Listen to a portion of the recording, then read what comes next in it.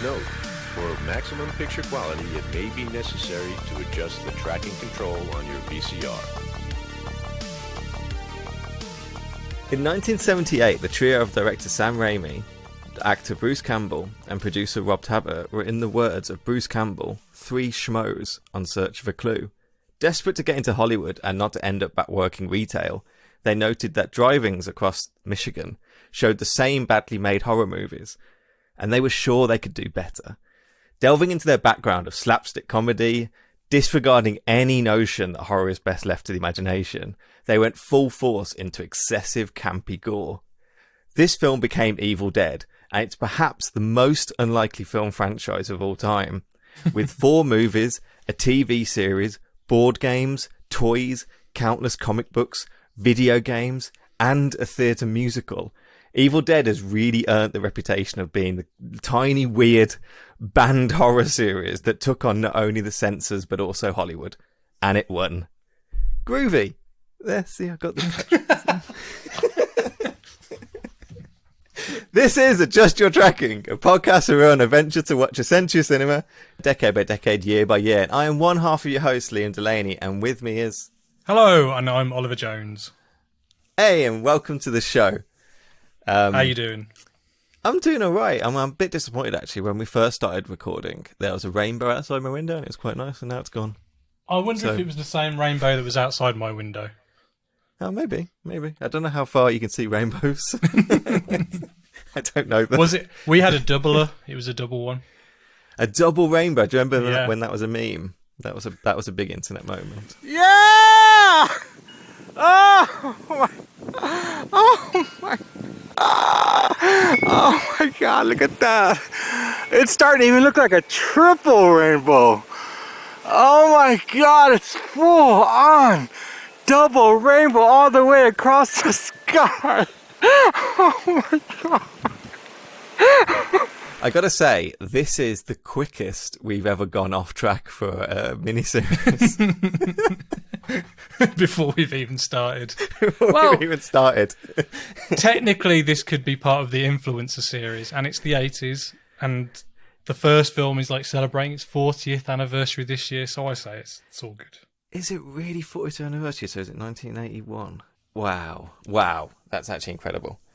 But yeah, like it just felt right when the schedules lined up that we should maybe talk about Evil Dead, which, from my money, is, I don't know, one of the most influential films for me when I was a kid. Like I've just watching... I mean, are we going to go straight into it, or are we going to talk about other stuff, or what's the cracking? Oh, we'll do a catch up, but let's talk a little bit about Evil Dead first. I remember us because we used to go to Comic-Cons when we were really young, like 12 years old, 11, and I remember you buying all 3 of them on VHS. Oh, and I think one night we just blitzed them all in one night. I think when we were probably far too young to watch them, and they were definitely very influential on us, massively. Yeah, incredibly. I think I saw the first one. My dad showed me the first. Well, not the first one. My dad showed me the second one. Like first is what I'm going to say. Like at some point he just said, "Yeah, you'll like this. Watch this," kind of thing. And yeah, he was right. I did like that. And yeah, incredibly influential in everything we've done, and as said in the intro, it's such a crazy kind of franchise to exist. That's I guess it's showing signs of slowing now. I don't know what the future of the franchise will be. Well, there's a new film in the works, isn't there? And it's set like an apartment or something like that, isn't there? So I don't know if it's a continuation from the remake or if it's just a completely new thing. Yeah, I know Bruce Campbell said that apart from being a producer, he has no involvement in front of the camera, I think. Yeah, he said after the Ash vs. the Evil Dead finished, he was done playing that character now. He felt I think he would have carried on doing that series, I think. Yeah, he definitely. He was so good in it as well. It was great. It was so good. It was so funny. I think because he has the cameo at the end of the remake, Evil Dead 2013. Yeah. When he comes in as Ash right at the end credits. Is he actually Ash, or is he just Bruce Campbell going groovy? I've never known if it's... he's uncredited as Ash, if that makes sense. Right. Like, okay. And so, like, because that was a few years ago now, the people who made that have talked about the fact that he was going to be a part of the sequel if they got a sequel, basically. Like the Evil Dead Legacy sequel. Yeah, so they were going to tie in, like, Maya, is it, the Survivor 2013 one, and Ash together in whatever comes forth. So I wouldn't be surprised if they are making a Evil Dead Rises or something, is it called? Rise of Evil Dead? If they are doing that, then I wouldn't be surprised if Bruce Campbell showed up. Maybe not as like a big character, but I wouldn't be surprised if he kind of wanted... You know, like when people say, like, this is my last time doing this, it's nicer to say that, like, before you do it rather than after you do it. Like, it's like Bill Murray always says, I'm never doing another Ghostbusters. Yeah, he's been in every single Ghostbusters film. Do you know what I mean? So, like... yeah. So I wouldn't be surprised if there's a little bit, but I can understand. I mean, the guy's probably approaching 60 now. I don't think he completely wants to be thrown I reckon around he's probably over that now. He's probably mid-60s, probably nearly now. Must be. I mean, if the film's 40 years old now. Yeah, and they were like 20 when making it. That was what I was early thinking.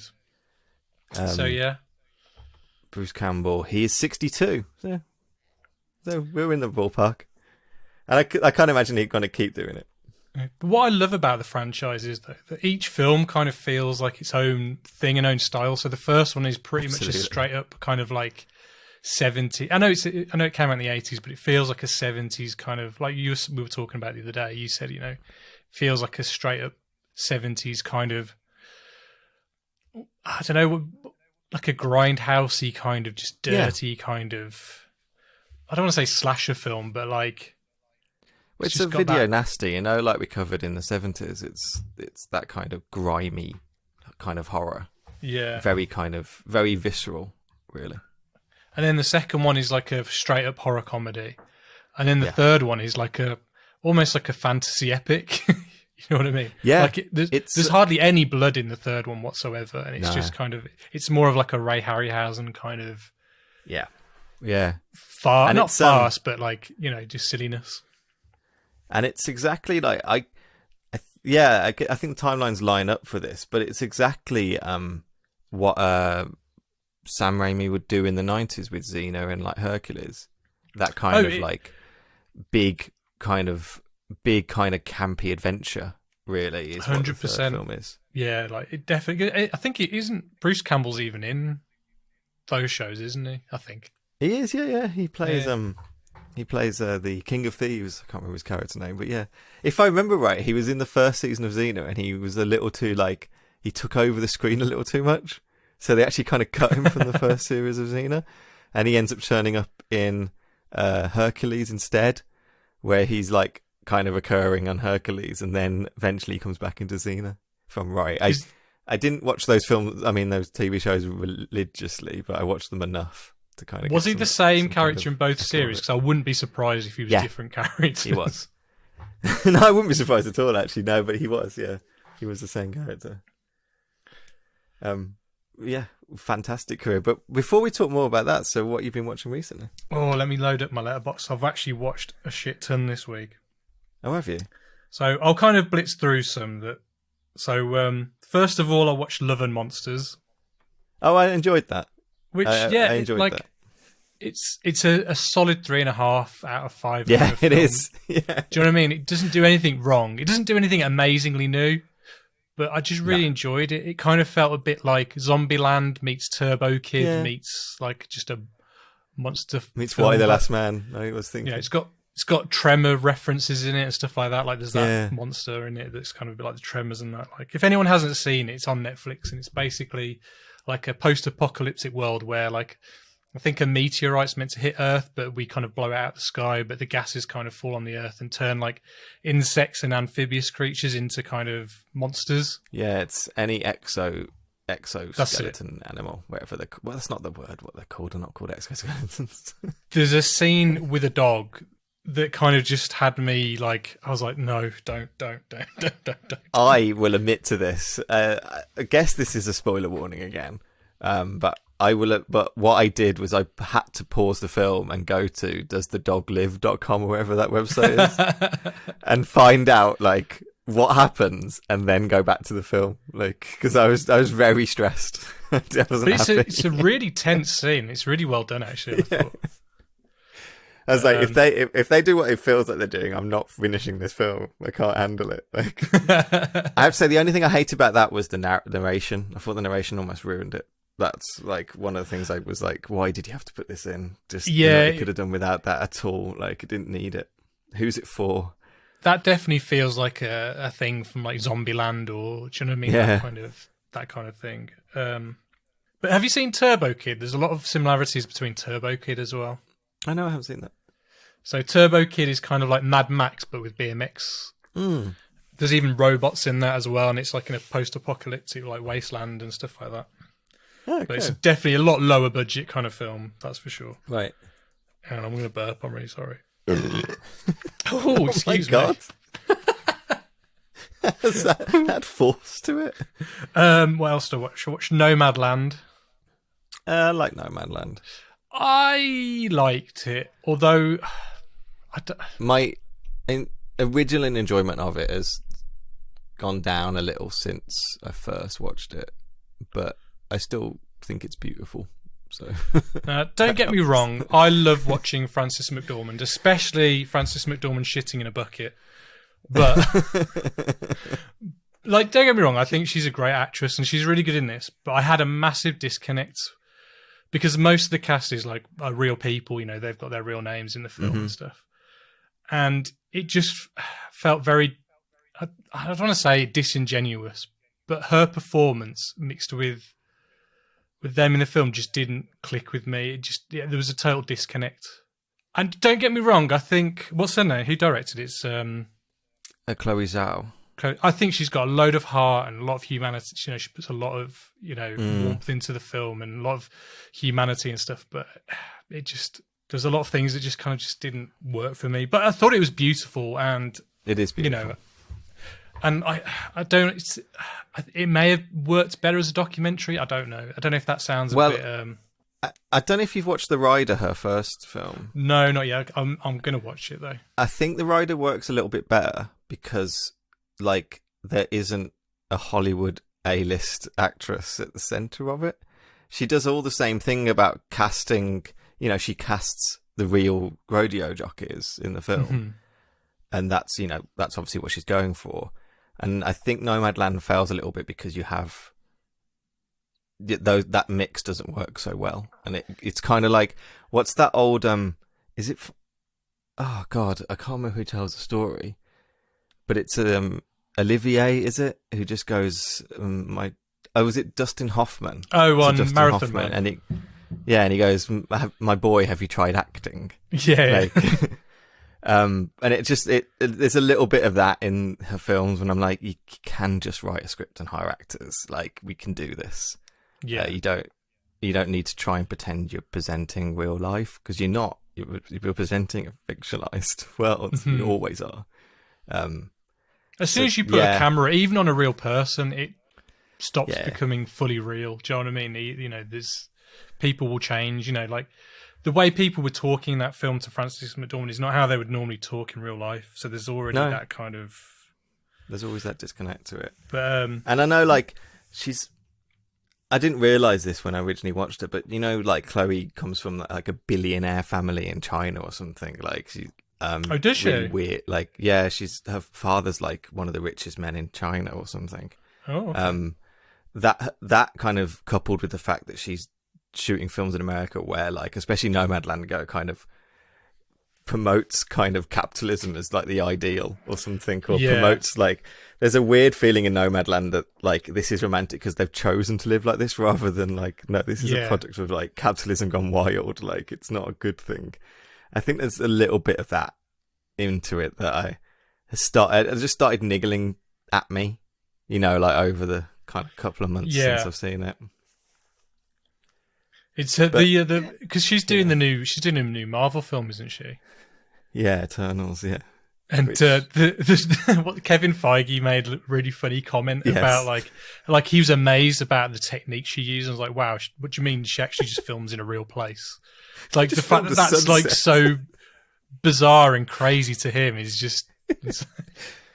The fact that story as well was he was telling that story that he had to pitch it to the other executives at Disney to let a shoot on like a location. Yeah. It's like, who the fuck are these people running like a film? It's because they know they can control. Like when they shoot in a backlot in Atlanta, they know they've got 100% control of everything. Yeah. And it's on rails, you know. They give you the backdrops before you even got there, you know. Like, this is what your scene's going to look like. Well, I mean, look at the way they do, you know, The Mandalorian. You turn up on the set, everything's behind them on a video screen, and you just kind of have to act alongside it, and you know what I mean? Like, it's a bit weird. What else have I watched? I was really enjoying those tweets that people were shitting on the Eternals. To be fair, there's only like 3 clips, though, isn't there? There's only like a few like but it was just such good meme stuff. Like, you know, this is what a $200 million sunset looks like compared to like the Rider and stuff like that. It's kind of funny. But, I watched Nocturnal Animals. Oh, that's a weird film. I wanted to like it a lot more than I did. Yeah, I think there's a lot of it's another 3.5 stars for me. Or like 3 stars, you know. There's a lot of why can't I remember anyone's name? Yeah, Amy Adams in this film. It just consists of her taking her glasses on and off all the time. That's all she does while she's reading this book that her ex-husband wrote, and then obviously the story that she's reading is kind of like his big fuck you to her, really, isn't it? And yeah, but I don't know how I felt about it because, you know, spoilers. I mean, it's a 5-year-old film at this point, but it's about a woman who, in a previous relationship, obviously had like aborted a pregnancy, but obviously she didn't tell Jake Gyllenhaal's character, and so he's kind of getting his revenge by writing this book, and then just doesn't turn up to a date at the end or something like that. But I think that's the weakest part of it all. But it kind of raises questions to me. I don't know if it paints women as villainous because, you know, yes, you know, like having a baby is a big deal, and if a person doesn't want to have a baby, sure, you discuss it with your partner, but it just painted her as this massive villain. I think that's a bit unfair, and I don't know how I felt about that. And I loved his previous film. I loved me too, Single Man, and I love Single Man too. I like the beginning of this where it's the story of Gyllenhaal's character, because he kind of plays 2 characters in it, himself and then the character within the book, which is kind of himself anyway. And like I kind of preferred the story in the book as well. Yeah, and like how he gets, you know, he's driven off the road by these people, and his family are taken and stuff like that. It was good in it though. Zod. Why can't I remember anyone's name? My mind Michael Shannon. Yeah. He was really good in it. I think he was nominated for an Oscar that year, actually. Oh, was he for that? Oh, cool. Yeah. But I do love Amy Adams normally. It's got loads of people, like, you know, Michael Sheen turns up in it and stuff. So. Oh, yeah, because he plays her brother, but he's only in, like, the film for, like, 1 minute. It's, like, ridiculous. Yeah. I think Aaron Taylor-Johnson's in it as well, I think. I don't normally like him, but I liked him in this film. I thought he was actually quite good. I like him in Tenant. And like, there's a scene where he's having a shit on his porch. For some reason, his toilet's on his porch. Why not? I just blitzed through some of the stuff. I watched Nobody, starring Bob Odenkirk. Okay. Thumbs up or thumbs down? Do a Siskel. Thumbs up. It's fun. It's kind of another 3.5 out of 5. Just solid, as what it says on the tin. You've had a solid 3.5 week. Yeah. What Drives Us, which is a documentary directed by Dave Grohl about basically bands on tour, like what it's like being in a tour bus or in the van. It's pretty much Dave Grohl talking to his famous friends, and that's about it, really. What else do I watch? Palm Springs. I actually loved Palm Springs. I loved Palm Springs as well. I watched that this week. It's really good. I've always liked that sci-fi trope, and Groundhog Day's done it the best. You can't beat Groundhog Day, but I think it does something a little bit different with it, and I thought it was really fun. I like Andy Samberg, and Yeah, I just really enjoyed it. I rated that 3.5 as well. I'm not sure why it got 3.5. No, I gave it a 4. It could go up on another watch. It's definitely, that's a film that if I was to make that film, I'd feel very proud of myself. That's how I sometimes review a film. If I made that, would I be happy with it? Yeah, no, it totally is. Like, I think, like, I was thinking, okay, if I wrote this script, I'll be chuffed. I'd be happy. The only thing that bugged me about it was spoilers. People want to skip ahead. So it's about a guy and a girl, and they're attending a wedding. I don't think we should spoil it at all, just in case.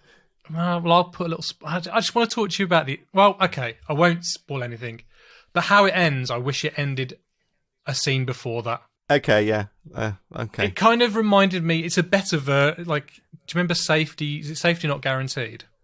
Yes. Yeah. So that I wish that ended like a minute before it did, or whatever. Yeah, totally. That really, really spoiled the film. Yeah, and I think, I like the fact that it's not explained why they're kind of in this time loop, but there's something there that kind of is a symbolism of this time loop. Whereas like in Groundhog Day, there's nothing. It's just this one guy kind of. Yeah. Like, what the fuck? How has this happened to me? What's going on? How do I fix it? Whereas there's a little bit more to this one, and I don't know if I prefer the mystery of like not knowing nothing at all and just kind of experiencing it through this guy's eyes, or I don't know. But anyway, I still really liked it. And then finally, I watched Killing of a Sacred Deer. Oh, I've never seen that. I've been meaning to for ages. It's really interesting. I've not watched any of his other films. So I know he did The Favourite, didn't he? And I need to see The Lobster. But this Dogtooth as well is I've seen them. I just haven't seen Sacred Deer. Yeah, they Greek films. Some of his early. He's films. Greek, yeah. Yeah. He's Greek, but those films aren't. But Killing of a Sacred Deer, like I don't want to really talk about it if you haven't seen it because I've never seen anything like it. Like the performances of it are so like it's almost like everybody speaks how they're thinking. I know that sounds weird, but it's whatever's on their mind, they'll just say it. But it's done. It's performed in such a bizarre way that I've never really. I don't know. I found it quite fascinating, and I've never seen a story quite like it. I really liked it. I'll try and check that out. Yeah, it's definitely. Nicole Kidman's it's always pretty solid. I think Colin Farrell is becoming a real. I'd say now, but in the last 10 years or so, he's become a really solid actor. He's one of the more interesting leading men in Hollywood by far. Oh yeah, 100%. And he's amazing in Lobster. He's absolutely amazing in Lobster. You'll love him. I like the fact he's got his Irish accent in Killing of a Sacred Deer, which I really liked because normally he's putting on like an American accent and stuff like that. There's a kid in it who I won't spoil who the kid is or what he does, but he's the kid who's in Dunkirk who goes blind when he falls on the boat. Okay. And he's also, I think he's in The Green Knight this year, which I can't wait for that. The trailer for that drops tomorrow. I saw that earlier. Really looking forward to that. I think he's in the new Batman film as well. And I forgot what the name of that kid. He's an Irish actor, but he's really good in the film as well. Colin Farrell's in the new Batman as well. He is. He's the Penguin. He's the Penguin. Have you watched anything? Yeah, I haven't watched quite as much as you, I guess. But I've got a few things I'd like to mention. I watched a documentary series on Hulu, and not strictly a film, but you can log it on Letterboxd, so that means it counts. Oh, we're gonna have two guests on in this miniseries who might disagree with you on that. They're very strict on their They've got a Letterboxd manifesto. Have they? Some of the stuff that you can log on Letterboxd is so weird. It's so odd. Yeah, thou shall not log TV series or. But like otherwise, I'd have nothing logged for this year if I wasn't logging documentaries on HBO. But it's called Sasquatch. I've heard of this. And it's only a 3-part, meaning they are amazing because they're not stupid people who made like an 8-part documentary that needed 3. So it's just 3-parter. And I won't spoil anything about it. I'll just give you the setup because I think the setup's wonderful. But basically, there's this investigative journalist who he specializes in doing stuff like and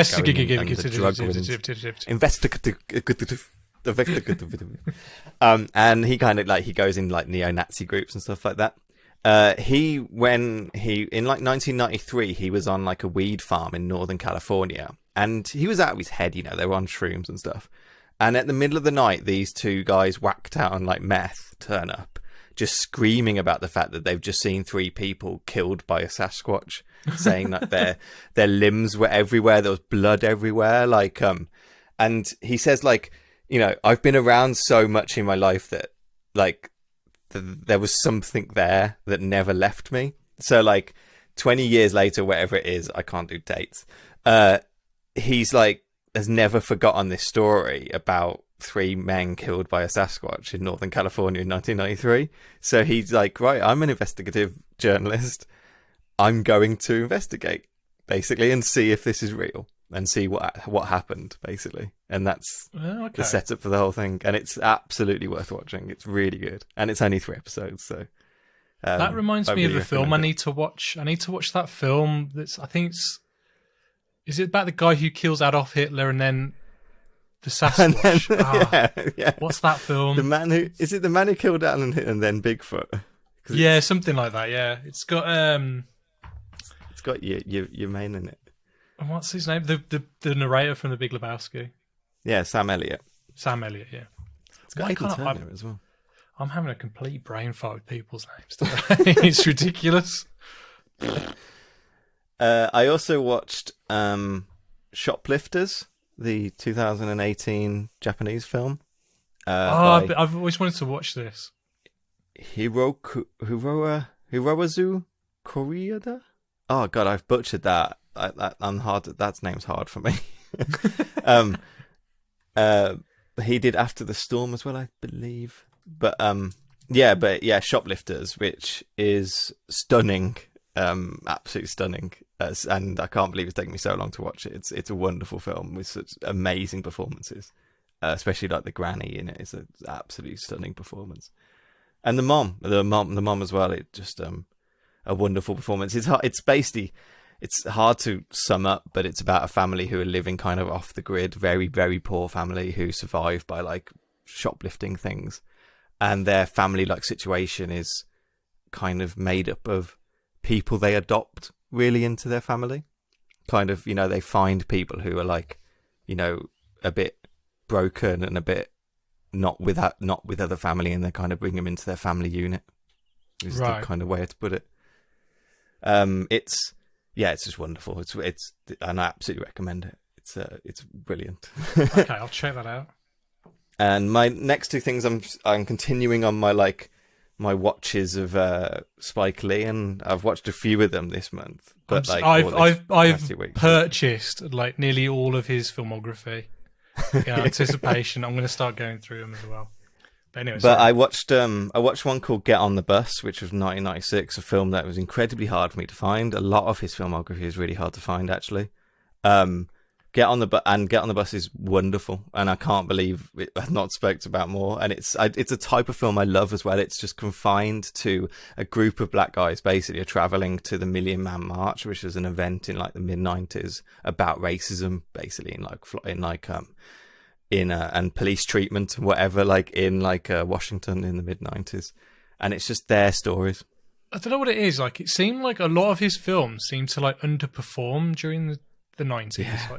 And like they really do. He seemed to have a very similar career trajectory to, say, like Richard Linklater. Like, just kept making film after film after film on after film, yeah, like low budget, and they kind of really didn't make much money. But for some reason, they're able to keep.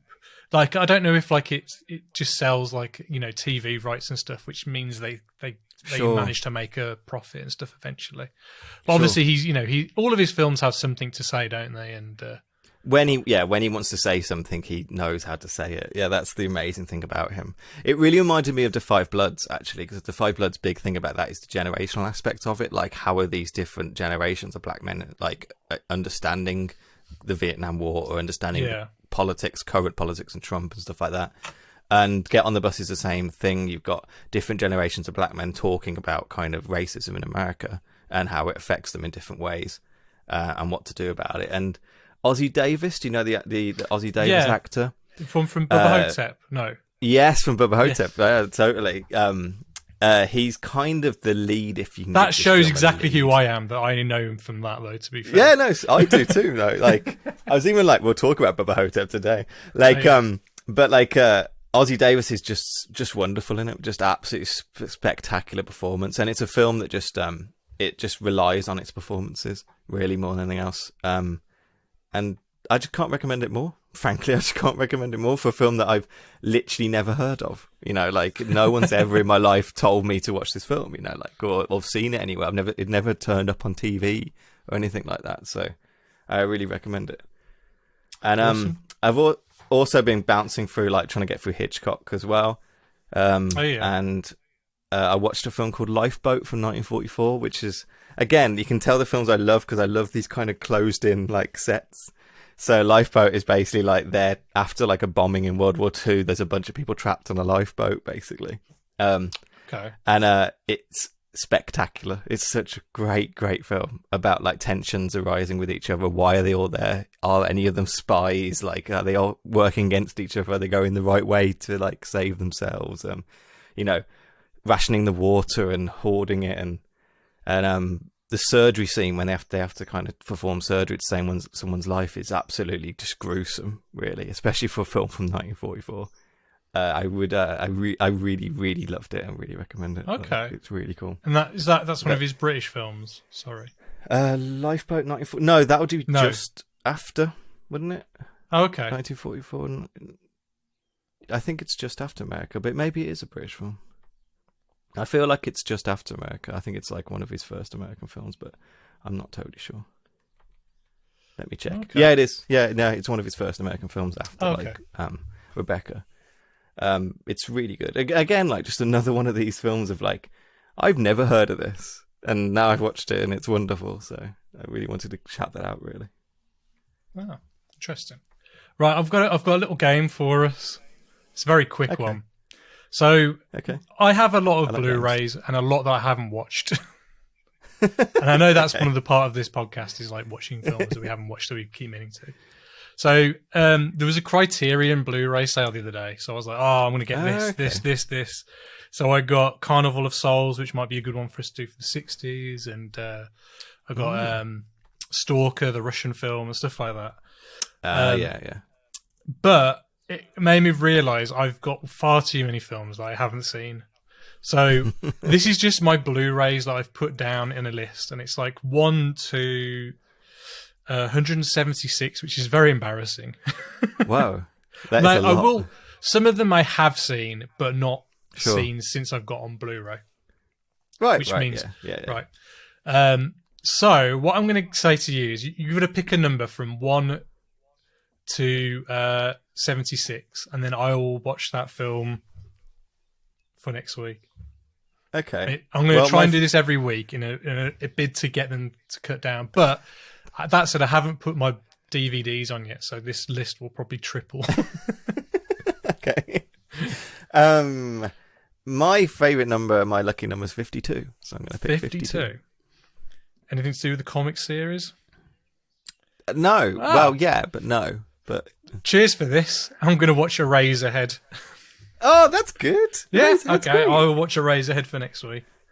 That sounds great. Kind of want to watch Eraserhead now. I'm going to try and stick to this better than I stick to my Bond promise from a few years, or from a year ago. I'm slowly working my way through like Hitchcock, Spike Lee, and like Godzilla is my kind of thing at the moment that I keep trying to put on. And like Agnes Varda as well. I'm trying to work my way through Agnes Varda. We've got a film of hers on this docket, haven't we? Yeah, we have. We've got two of them on the docket. One for the 60s and one for the 80s. Yeah, we got Vagabond on the docket. So I kind of really want to watch her 60s film, but I kind of really want to do it on the podcast. So it's one of those ones I'm like, I'll just leave it there, and we'll talk about it in the 60s. Like, but anyway, we've just rambled on. We should talk about today's topic because there's probably a lot to cover. I'm thinking. Definitely. So we kind of spoke about it up front, but today we're covering The Evil Dead. No,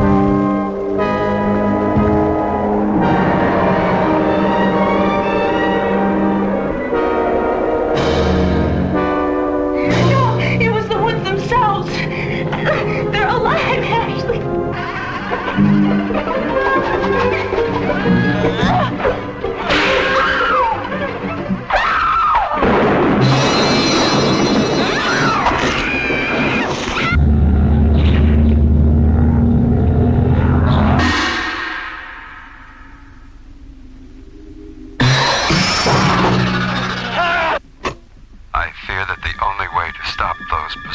the spirits of the book is through the act of bodily dismemberment.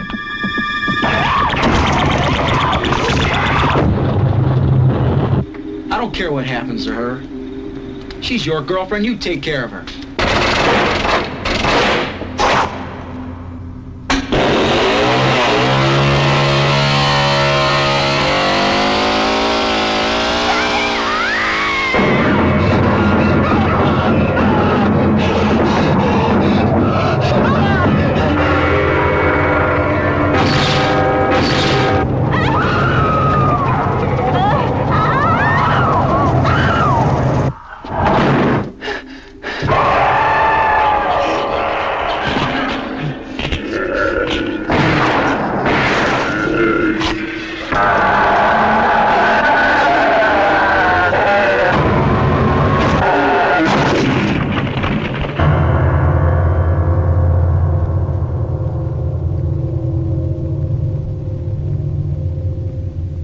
Directed by Sam Raimi, yep, starring Bruce Campbell, and produced by Robert Tapert, who I'm never sure how to say his surname. I think it's just Tapert, Robert Tapert. Tapert, yeah.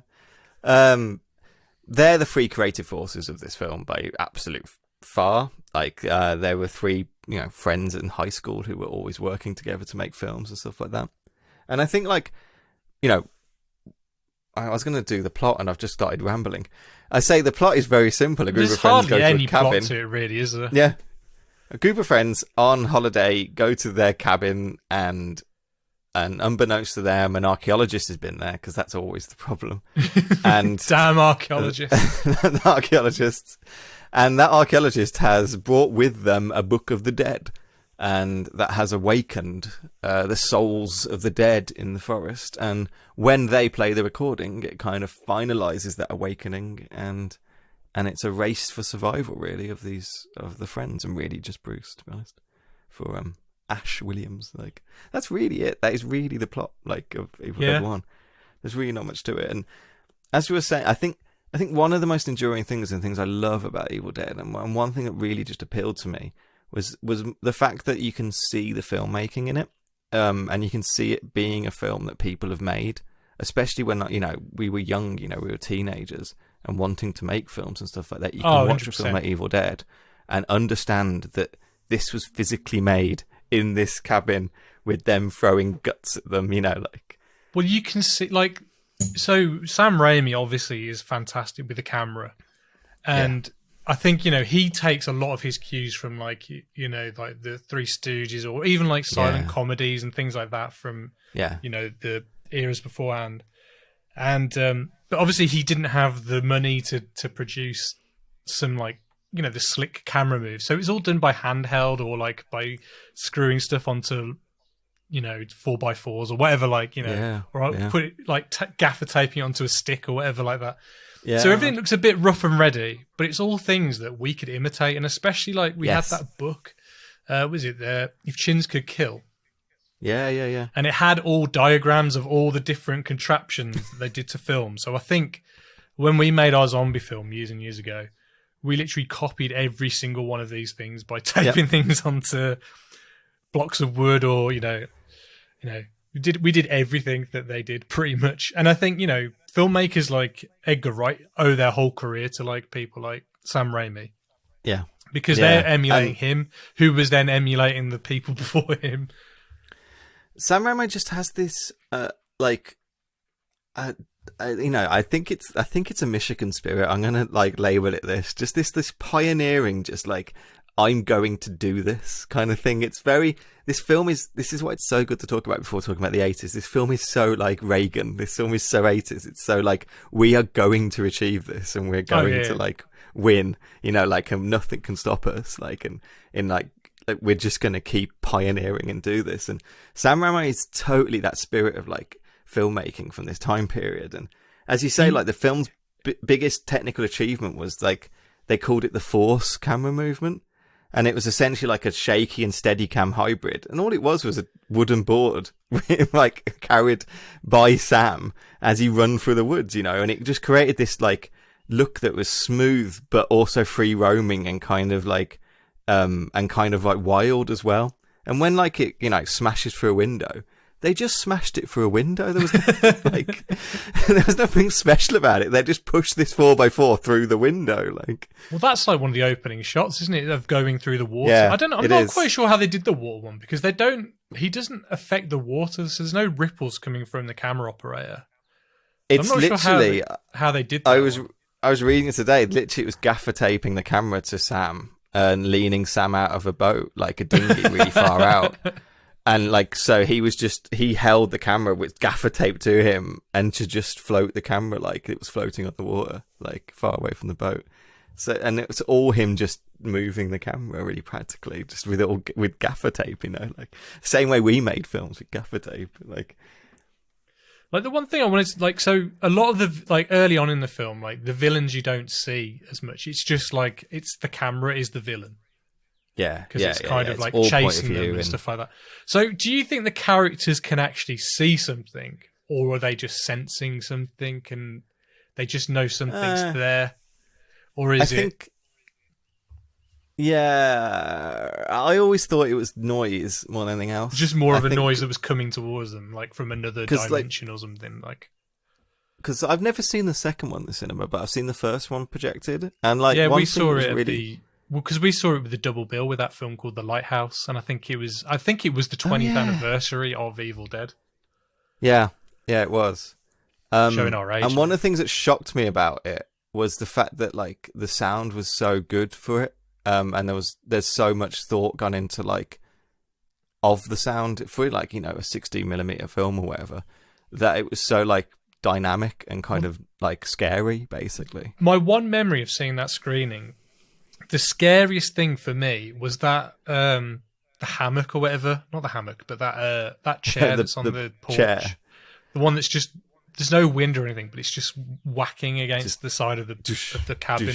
Yeah. And it just stops. I've got a quote here that's saying, "When in doubt, make it up as you go along."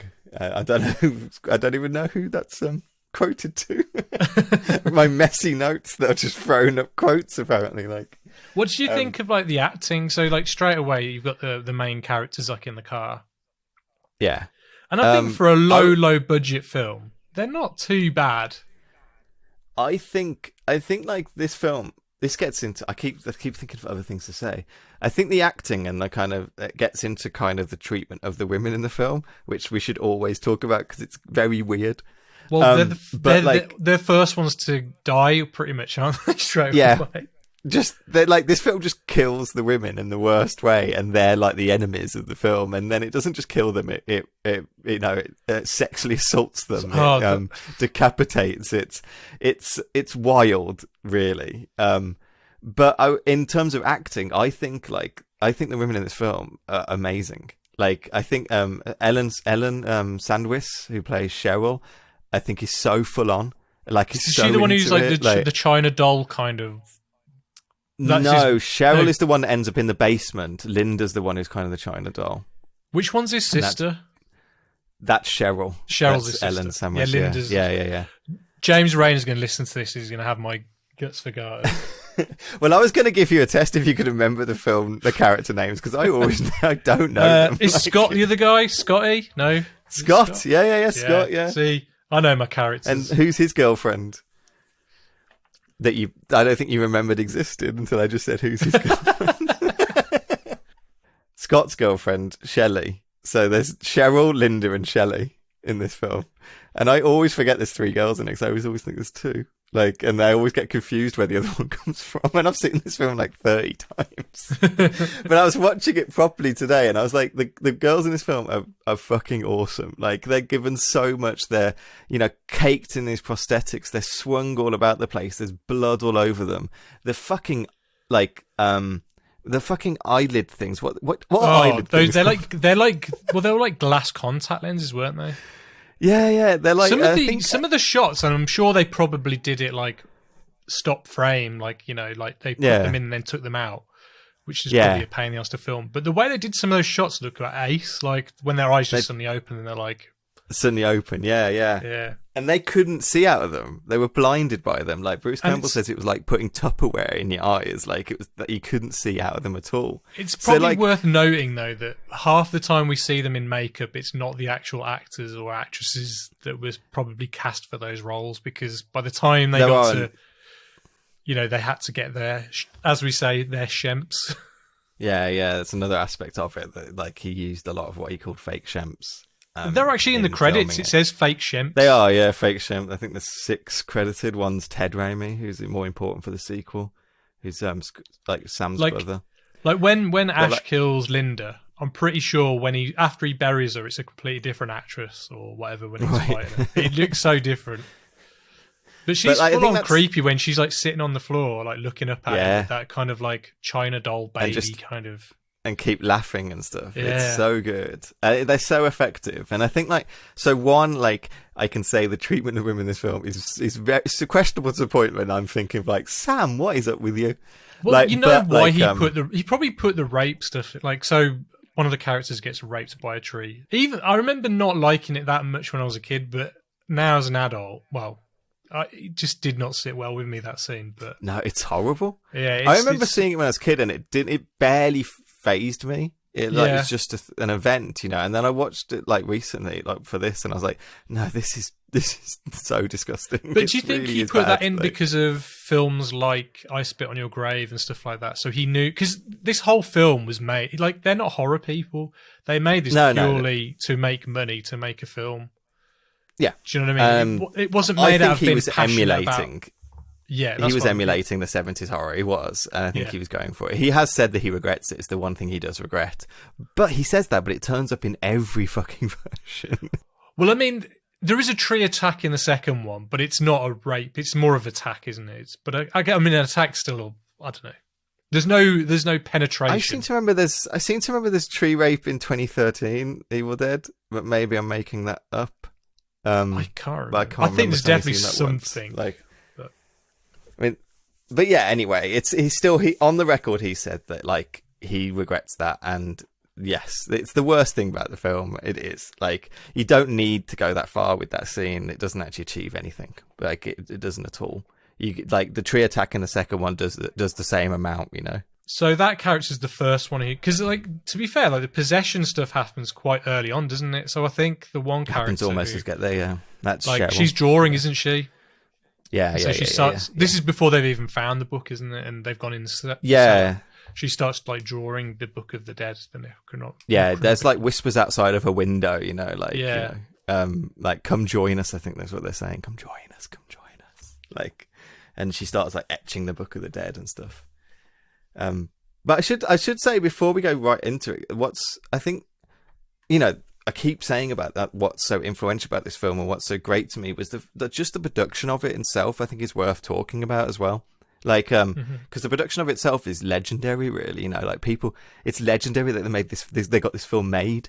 And we've said it before. They were making Super 8 films since they were in college, for years. And they just wanted to be filmmakers. They didn't want to just end up working in Michigan, and they just kept on wanting to make stuff. They came up with in 1979, after seeing like films, they came up with this a film called The Book of the Dead, and they started going around town just pitching it to people, pitching it to anyone. They were just they said they just went around like upper middle class neighborhoods, knocking on people's doors, asking for money and stuff like that. They made a budget of $1,000, like $1,600, and they brought in like a cast of crew and actors from the people who used to make Super 8 films with them, and they shot a half-hour movie called Within the Woods, and they just duct tape and costumes and canned like syrup for blood and stuff like that, and armed with this like prototype, they called it like a pilot for their film. They went out to kind of pitch it to actual producers. So they just went out there to find any producers they could find, and they eventually kind of, started pulling money together and started finding people who would fund it. They would show the film in supermarkets. They'd show it anywhere, the Within the Woods anywhere they could, and a bit by bit people started like getting investor interest, and started wanting to fund something, which I just think is incredible. Well, they got a lot. Really I know they targeted a lot of like dentists and people like that, didn't they? That I guess they could have, or people that could like do it as a write-off or something like that. Do you know what I mean? Like, but like all their college films or the high school films, they're all comedies, weren't they? So like they did stuff like Clockwork and It's Murder and stuff. But I think comedy and horror go hand in hand because it's all about timing, isn't it? So yeah, and I think Sam knew what he had in Bruce Campbell as well. And Bruce is such like a physical actor on screen, and he's such a, you know, like I'd say definitely more so in the second one than the first one, but like yeah, totally. I mean, his quote about Bruce Campbell is he's the only one girls like, so that means he goes in front of the camera, and the ones girls don't like went behind the camera. That's how he said her. Like, but like, and yeah, I think they just had this kind of like in it together kind of attitude. The shoot for the first film sounds like the worst thing in the world. Like, which I can't. It's why I think only Bruce Campbell stayed friends with Sam Raimi after the first one. Like, but like they were shooting on this set in the middle of nowhere. There was no heating in this cabin. It was freezing cold. They were all sleeping in the cabin together. Ellen and Bruce stopped showering because it was too cold to get wet. You know, to get in a shower and get wet, it would make them like sick and ill. They were constantly covered in like gore, constantly covered in like syrup. That there was mosquitoes everywhere. There was no money for like food and stuff like that, so they were eating like scraps and stuff like that. Didn't they say that the floorboards kind of the amount of blood and stuff kind of soaked into the floorboards and stuff, so they get softer, and like their hair was snapping because of all the corn syrup, and their hair was drying. Yeah. Their hair was drying to like candy or something. It was Bruce Campbell's hair is really funny in this film because it starts off as like this mushroom, yes, and then it can become something else by the end of the film. I don't know how long it took them to shoot, or I think it was 12 weeks. Really? 12-week shoot. It was. That's insane. Like most, you know, you think now, like you're probably looking at 20 days is like your minimum for like a short film. Not a short film, like a low budget film. I read 12 weeks, but now I'm not actually sure if that's not the shoot. I might be wrong for that. But you know, I think it was. I seem to remember it was annoyingly long then because they didn't know what they were doing. You know, like they were just making up as they went along. They were trying to kind of. Well, it could be a lot of like how we used to make films. We'd edit what we filmed, and then we think, we need a bit here to go here and a bit here to go here to make this make sense. So then you have to go back. You have to go back and retake that. Yeah. Maybe it was that. Like, I can't imagine how shitty it was. I just can't imagine how shitty it was to make. It sounds so dreadful. It sounds so painful. Bruce Campbell got hurt during it. His leg swelled up, and like Sam Raimi just enjoyed punishing him for that. Like him and Robert Tapert would basically hit him in the leg every morning to make him limp still, like, and to put him in pain. Like Sam Raimi sounds like a proper like kind of like I don't know what the word is, a proper terror. I don't know. Like he's obviously likable enough because people wouldn't do this kind of shit if he wasn't sure. But like I know, like on the set of Spider-Man, there's a scene where like Tobey Maguire is like doing up his shoelaces, and people walk past and hit him with the bags as he's like they're walking past. And apparently, like Sam Raimi was the one who kept running past with the bags, clouting him in the head and stuff like that. Like he likes to torment his actors. He says he likes to see actors in pain. He likes to see actors bleed for him. Like he considers that like hard work or something. Like, I just looked it up. It was 12. It was meant to be 12 weeks, and it went to 14 during the winter of 1979-80 in Michigan. Like it was freezing cold. Like, and funny thing is about it, like a couple of weeks after filming, the cabin was struck by lightning and burnt down as well. So, they were sleeping in the cabin together. They were in pain. They were bleeding everywhere. There's a bit in Evil Dead where, like, I can't remember.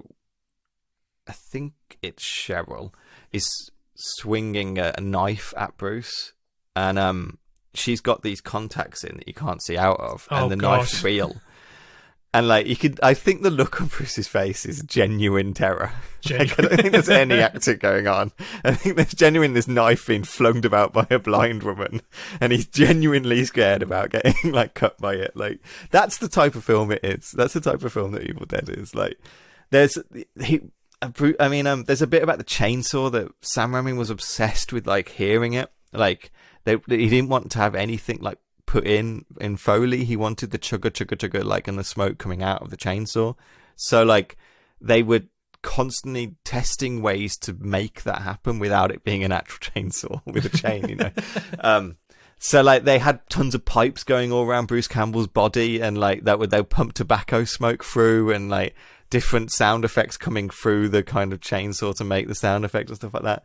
And Bruce Campbell talks about the fact that after shooting for like, I don't know, it was 12 weeks, I don't know how long the chainsaw bit was, just being covered in tobacco staining, you know, all up his body and his skin and like his and his shirt and stuff like that. Like it just sounds like an absolute hell. Like and something that like they still talk about it like it's hell, but it worked. So yeah, but it's like their badge of honor. Like, you know, they were young people who were desperate to make a film, so you do anything necessary to get this film done, even if it does mean sacrificing yourself to a certain extent. Do you know what I mean? Like, and really hurting yourself and stuff like that. And they got it. You know, they got it done. Like Bruce Campbell talks about the fact that he went to go buy gum and realized he didn't have any money left to buy like a pack of gum or stuff like that. It was just, it sounds so crazy to me. I mean, like, it's worth saying, like, if it wasn't for this film, we might not have had the Coen brothers like we have now as well, because, you know, I think Joel, part of the story. Joel assisted like on the editing. Like he wasn't the main editor, but he definitely assisted. And I think he even used the same process that Sam and Bruce did to make Blood Simple. Yeah, exactly. Like we'll talk about it when we get to like Evil Dead 2 actually, because they're part of like the kind of story when it gets there and stuff. But basically, like after Evil Dead 1's made and they get it in the can, as you say, I think edited by Joel, because they're from the same place in like Michigan, and they move into a house in like Hollywood, and I think it's Joel and Ethan Coen, Frances McDormand, Holly Hunter, and Sam Raimi, I think it is, like, which is a crazy little like house in Hollywood with these like northern actors from Michigan like working together. But they kind of bump into Irvin Shapiro, who was the like legendary horror producer for George Romero, and he kind of watched this film and loved it and gave them the greatest bit of advice that you should always give filmmakers, that a film that's called Book of Something is boring as fuck, don't do it. So he named it Evil Dead, because at the time it was called Book of the Dead. And he says, and he basically put the money up to get them to show it at Cannes, because they couldn't find a distribution thing for this. And they ended up showing it at Cannes. And what happens at Cannes is that Stephen King sees it. And Stephen King writes like a huge, like glorious review of this film, calling it like the most original horror film of 1982 or whatever, 1981 or whatever. And that review alone from Stephen King is what makes Evil Dead happen, basically. They set up a fake company to release it because they couldn't get it rated by the MPAA. It gets like an X rating in England. I think it gets an X rating in Hollywood or whatever. So they set up a separate distribution company to release the film, which means they do it outside of the MPAA, and it gets shown at like cinemas, it gets VHS releases, it gets like dripped out there really. And because of Stephen King going to bat for this and them getting the permission off Stephen King to put his quote on the poster, and they made all the posters themselves as well, not for any production company, that's what got the ball rolling. And that's when that people start watching this film. It's amazing that he had that much power, King did, back the late 70s, early 80s, that just, you know, he's not even a film reviewer, like that like one little quote can help Mr. sell Horror, you know, like. So yeah, they made this film for like $375,000, and in America alone it picks up 2 million, I think. 2.4 million, I think it was, at the box office. When it just starts stripping out. International, you know, whatever, tons more. And then home video is just you know, wild. It's probably one of the most successful films ever in terms of that box office because of how cheap they made it and how much money it continues to make. Like, Wikipedia says it made 2.7 million or 29.4 million. So I don't know what that means. That's weird. Maybe it's one box office, one's home. I don't know. Maybe. I don't know. But yeah, like it just becomes a phenomenon, and you can see why. And you know, we've talked about this before. We won't go over it again, but this is part of the video nasties thing in England as well. And it's one of the banned videos. You know, it's one of the illegal films. Really, Evil Dead is, and that alone is what helps it. You know, selling it again and people wanting to see it, and it becoming this kind of artifact that people need to see as well. It getting passed around by VHSs. You finding like places like the Prince of Wales Cinema in like London showing it and stuff like that, so you know sneaking down to go watch it and things like that. It becomes like a proper kind of like cult thing in a way that I don't think we have cult things in the same way anymore. It's a proper way that it was difficult to watch. You had to go out of your way. You had to kind of find it. You were a little bit obsessed with watching it as well. People were obsessed with trying to see these films. Well, I mean, we spoke to James, who his dad had a video store, and they had to ask him, and he'd get it from around the back, and then it eventually got done for it, didn't he? Got prosecuted. Yeah. And probably one of these films as well, like... probably, yeah. And I mean, Sam Raimi, I don't know if Sam Raimi actually went to court, but he was definitely called up to go to court to kind of testify. He's definitely gave yeah, definitely. Yeah. For his, criminal film. And we've been talking about it, but this film it's full on. This isn't comedy compared to the second one. It's comedy in the fact that it's big and camp, but it's not funny.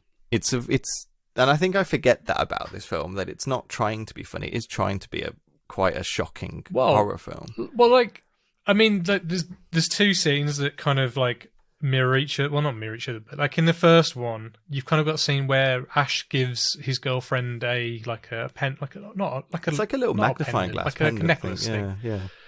But it's quite a cute little scene actually, though, where he's pretending to be asleep, and he feels very genuine and But then in the second one, there's a moment where they get to the cabin with his girlfriend. Yeah.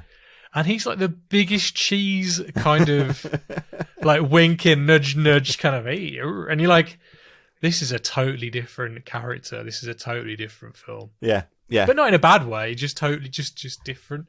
And but like you were saying, like it's a nasty little film. This one is at times.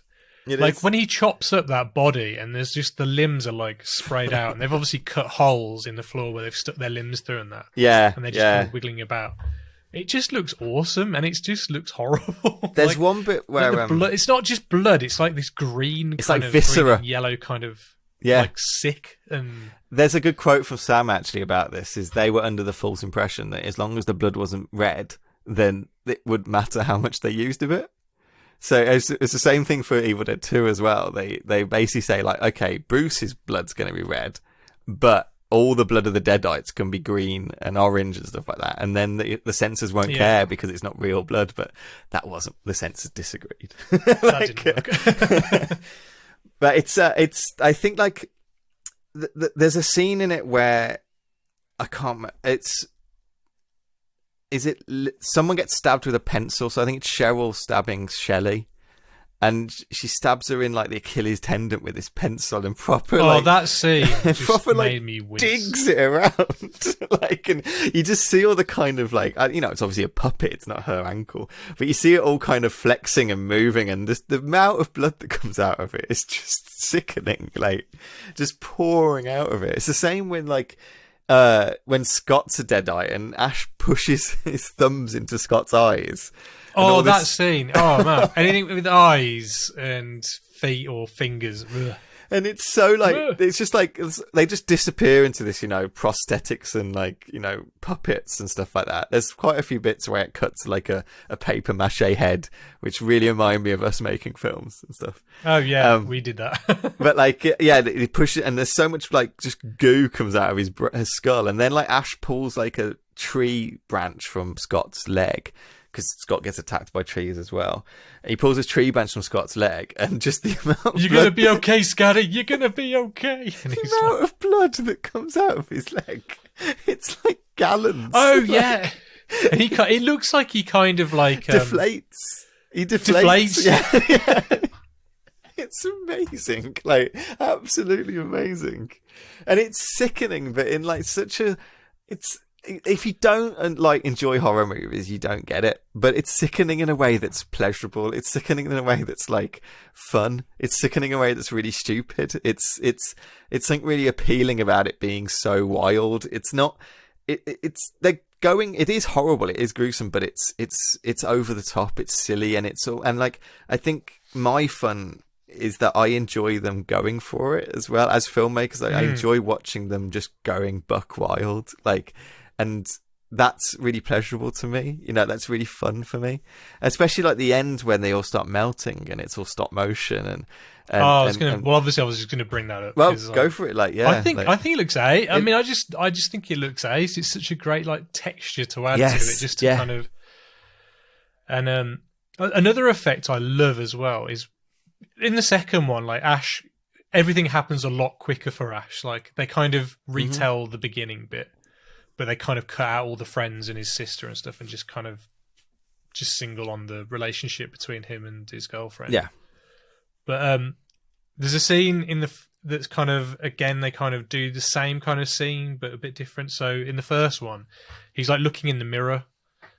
Yes, that's such a good effect. But he touches it and it's like water and it ripples and it just... His hand disappears into it. It's been a while since I watched it. Yeah. And I was kind of expecting Ash to pop out again because that's what happens in the second one. Yeah. It's like his own reflection kind of comes out at him. But yeah, like he touches the wall, but I didn't see it coming. Like no. I know I've seen it before, but I just totally forgot. And like it's just a nice little touch. I really like that. It's one of these films I've watched it, you know, drunk, high, whatever, you know, like late at nights and stuff like that. It's really weird to put it on. It's been so long since I watched it. To watch it like afresh is so nice. It's so like good, and it really holds up. I know, you know, we've talked about the rape scene. That's horrible. Like, but the rest of the film really holds up. It really does. And it's just I can't imagine watching this film in like 1982. I can't imagine how like it would have blown my mind, you know, compared to what else is coming out and stuff like that. Like, there's some really funny bits though, like the makeup, like definitely in HD or 4K these days. Yeah, you can see where the seams are. Like they've got like fake fingernails on, and like whenever they're scratching people's legs. Like people just kind of stand there, kind of shake their legs a little bit, like, oh, get off me. But they're like meant to be like tearing their legs up and stuff like that. Yeah, there's a bit where like the nails go across someone's face and the nails are just like loosely kind of brushing and like bending. The nails themselves are bending. Yeah, totally. My favourite bit though is like later on in the film, and I forget who's trying to get back in. I think it might be I forget now, but Ash pushes Cheryl. like a chest of drawers against the door. Yeah. But the window is already smashed open, and we know that. Yeah, she's just still trying to get in through the door. She doesn't bother about this giant window to the side that she could easily get into. But that's the kind of film logic that we would have done when we were younger. Like, it doesn't matter. It doesn't matter. It doesn't matter, though. Truthfully honest, it doesn't matter. Like, it doesn't matter. I don't need the Deadite to have like perfect logical reasoning. It's like a possessed wild creature. Like, I don't know, like, sure, it just keeps smacking at the door. Why not? Like, do you know, it's fine. Like, it's not something to worry about, and they didn't worry about it. And I think it's for their credit that they didn't. They just kind of. But I think the reason you can say that as well is a credit to Sam as well. I think his kind of frenetic style, the really kinetic style that he has such great mise en scène. Like, he has such a great grasp of like the set and where you're placed in it and the geography of the set. He gives you a little tour early, you know. Scott wanders around and gives you a little tour, but like because like he moves the camera with such wild abandon, and the film's full of these like crazy Dutch angles and movements of the camera. I can't remember if it's in the first one or second one, but there's a shot where the camera kind of goes over Bruce and twists at the same time. It's just a wonderful, wonderful shot. I think that would probably be the second one. I think it's the second one, yeah. It's such like a wonderful shot that kind of like like sinks in. It's just a joy to watch. It's a joy to kind of be in the scene. It makes the whole set feel so much real because the camera's going anywhere, in a real sense going anywhere, not in like a mandolin, the Mandalorian sense. It really is just like free wielding, you know. Like, I totally forgot, like in the first one as well, that the bridge they cross also closes up, like kind of tears up into like the hand shape as well. I mean, you don't see it as in that giant match shot that you do in the second one. Yeah. Like, it's there, it's in there. And and the first one kind of finishes with the Force, you know, the Force camera angle when it's smashing through the cabin and it goes all the way from the back door and it goes all the way and hits Bruce. And that's the end of the film. Like, and at that point, basically, they were like, well, Ash dies then, you know, and that's the end of the film. So they have an idea about a film they can make as a sequel. They call it The Medieval Dead, and that's what Sam has got in his mind. But he's almost like, okay, I've done my horror film now. I'm going to do another film. And it's worth talking about this. Like, so his next film is called Crime Wave. And and it was written by the Coen brothers. Like, it's shot by Sam Raimi. It stars, I think, Bruce Campbell was meant to be the lead, but the studio kind of re-edit the film and cut him out the lead, which is the big mistake.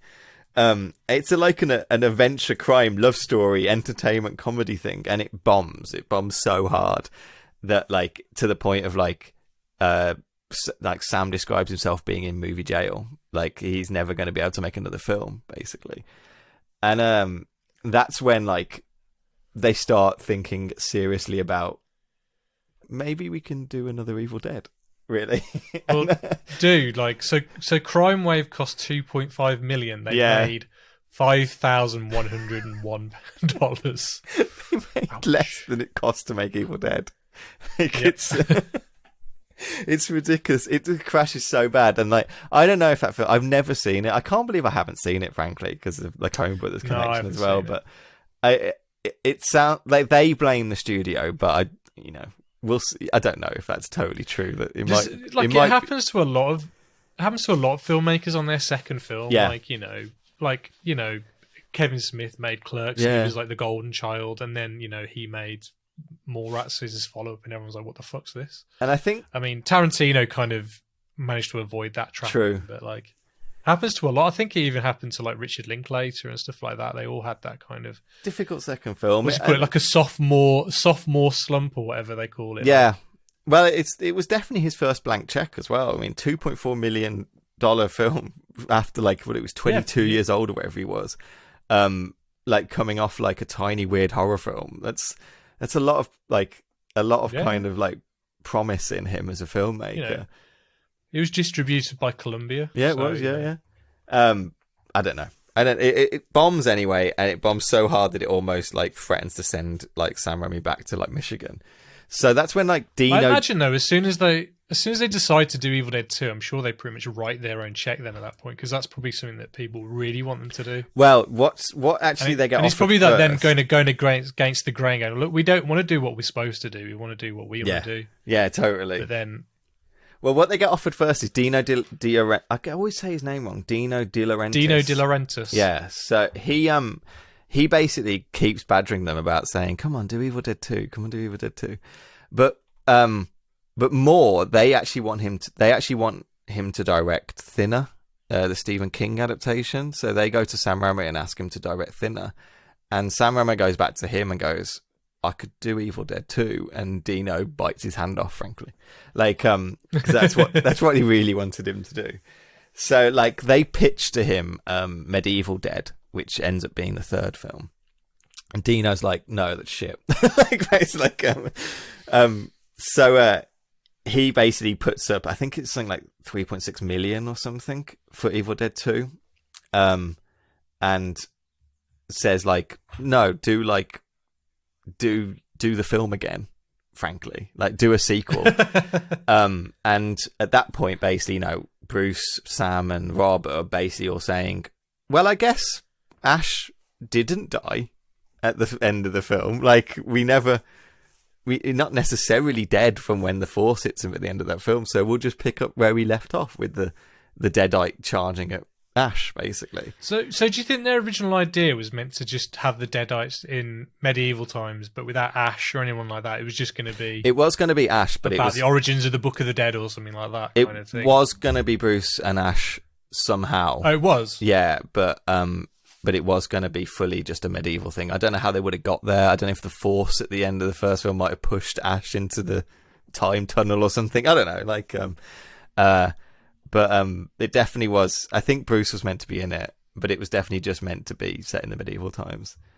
Maybe he was like, in Back to the Future 3, where they all play like the ancestors. Maybe he was meant to be like his great. Oh, maybe. Maybe. Granddad. Yeah. But I really respect Evil Dead 2 for this, because I think every time people make a sequel, especially like a low budget sequel, because you've got to think this is 1987. The original film came out in 1982-ish, 1981, wherever you were. It was banned in a lot of places. This is going to get a cinema release. They're aiming for like a theatre release. Not everyone would have even seen Evil Dead 1. It was, even though it made tons of money, there might have been tons of people who didn't even get to see it. It certainly maybe not even remembered it. It wasn't like, streaming services nowadays. So they just make the decision to kind of reshoot the original in the first 10 minutes of this film and just streamline it. There's no need to have 5 people go to the cabin, just have Ashley's girlfriend. I heard there was they weren't able to obtain... Yeah, I was going to say, yeah. Because someone obviously bought the rights, or, they bought the film, didn't they? Yeah, I think it's all to do with Palace, because they set up basically a fake production company to get it out, to get it out under the censors and stuff like that. So Palace Pictures or whatever they're called. I think there was rights issues tied up with that or something. So they could have just literally started the film with the camera hitting Ash, but they decided to just like re-show it, just re-streamline it and kind of jig the film. It's to its benefit, because it doesn't feel like it's it feels quite natural. It doesn't feel like it's just a recap. It feels like this is just, because Evil Dead 2 was the first one I saw, I think, when we were younger. And like, I didn't feel like I was missing anything. No. Even the first time I watched it, I didn't even think of those first 10 minutes, which is literally like the first film, as even being a recap or anything. To me, that was just the film. That was just how it starts, And I guess as well, when we were younger, we were kind of accustomed to a lot of sequels not having anything to do with the original. It was just kind of its own, like Batman Returns, it's kind of its own standalone little Batman adventure, do you know what I mean, or whatever. And so they cut out all the unnecessary stuff. They cut out a lot of the friends going to the cabin. They just have it as Ash and his girlfriend. Interesting enough, Cheryl gets brought back into Ash versus the Evil Dead. She becomes a character back in the TV series. But anyway, like in the film, they cut out Cheryl. They do the best thing as well. They introduced other characters as well. So Baba Joe. Yeah, but my favorite Henrietta is such a good addition. So you've got like Cheryl in the kind of in the cellar in the first film. Mother. Yeah, but to then change it to have like the wife of the archaeologist, the old lady in the like the witch in the cellar kind of thing that's kind of taunting them the whole time. That's such a good addition, and it works so well in this film. And that was like, so this film, when this shoot has a lot more money, it's a lot more pleasure experience. They actually have a real set they can be on and stuff like that. I think they even have multiple sets. They built it in a school. Yeah, but the guy who suffers the most is Ted Raimi, who plays Henrietta. And that's that kind of latex suit that he wears. It was incredibly heavy, and because it was basically a fat suit, really.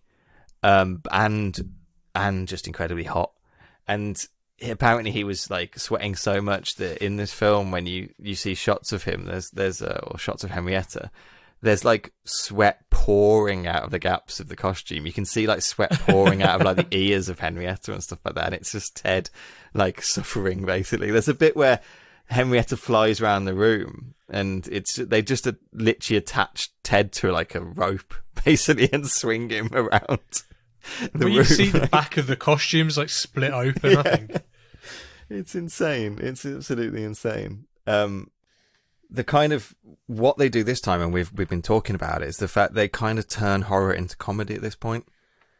And the set pieces this time are kind of big gag things rather than scares. The best example, I think, is when the Force comes for Ash in the house, and it turns into like a Looney Tunes. Picks it up. Yeah, and it spins him round. Yeah, and, like, throws him against the tree and stuff. No. In the middle of the film, I mean, like where it comes through in the house, and he's running through the house with the Force chasing him, and it's like a kind of Bugs Bunny chase thing. Oh, and he's ducking out the way, and he's kind of like he's losing him and stuff. It's brilliant.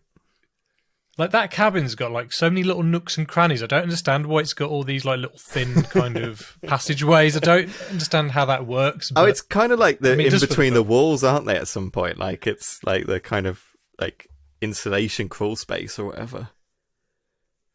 But like the one I was talking about is like, so as we were saying, so the first film ends with the Force thing coming after Ash. Yeah. So you've kind of got, I think it's about 6 minutes.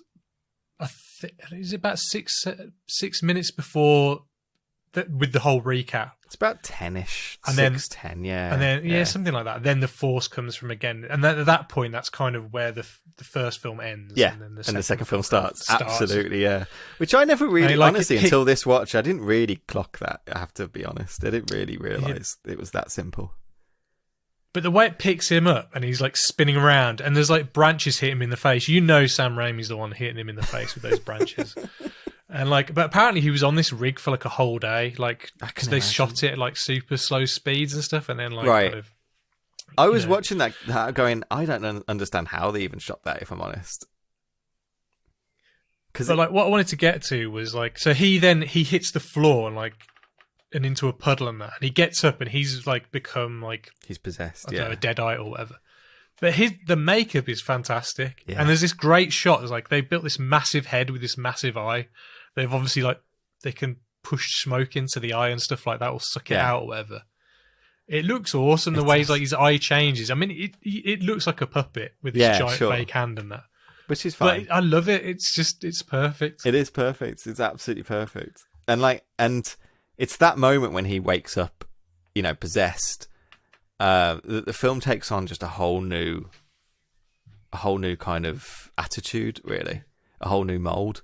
It's wild, you know, and it's untamed and it's silly as well, and I just absolutely love it. And there's so much physicality from Bruce Campbell.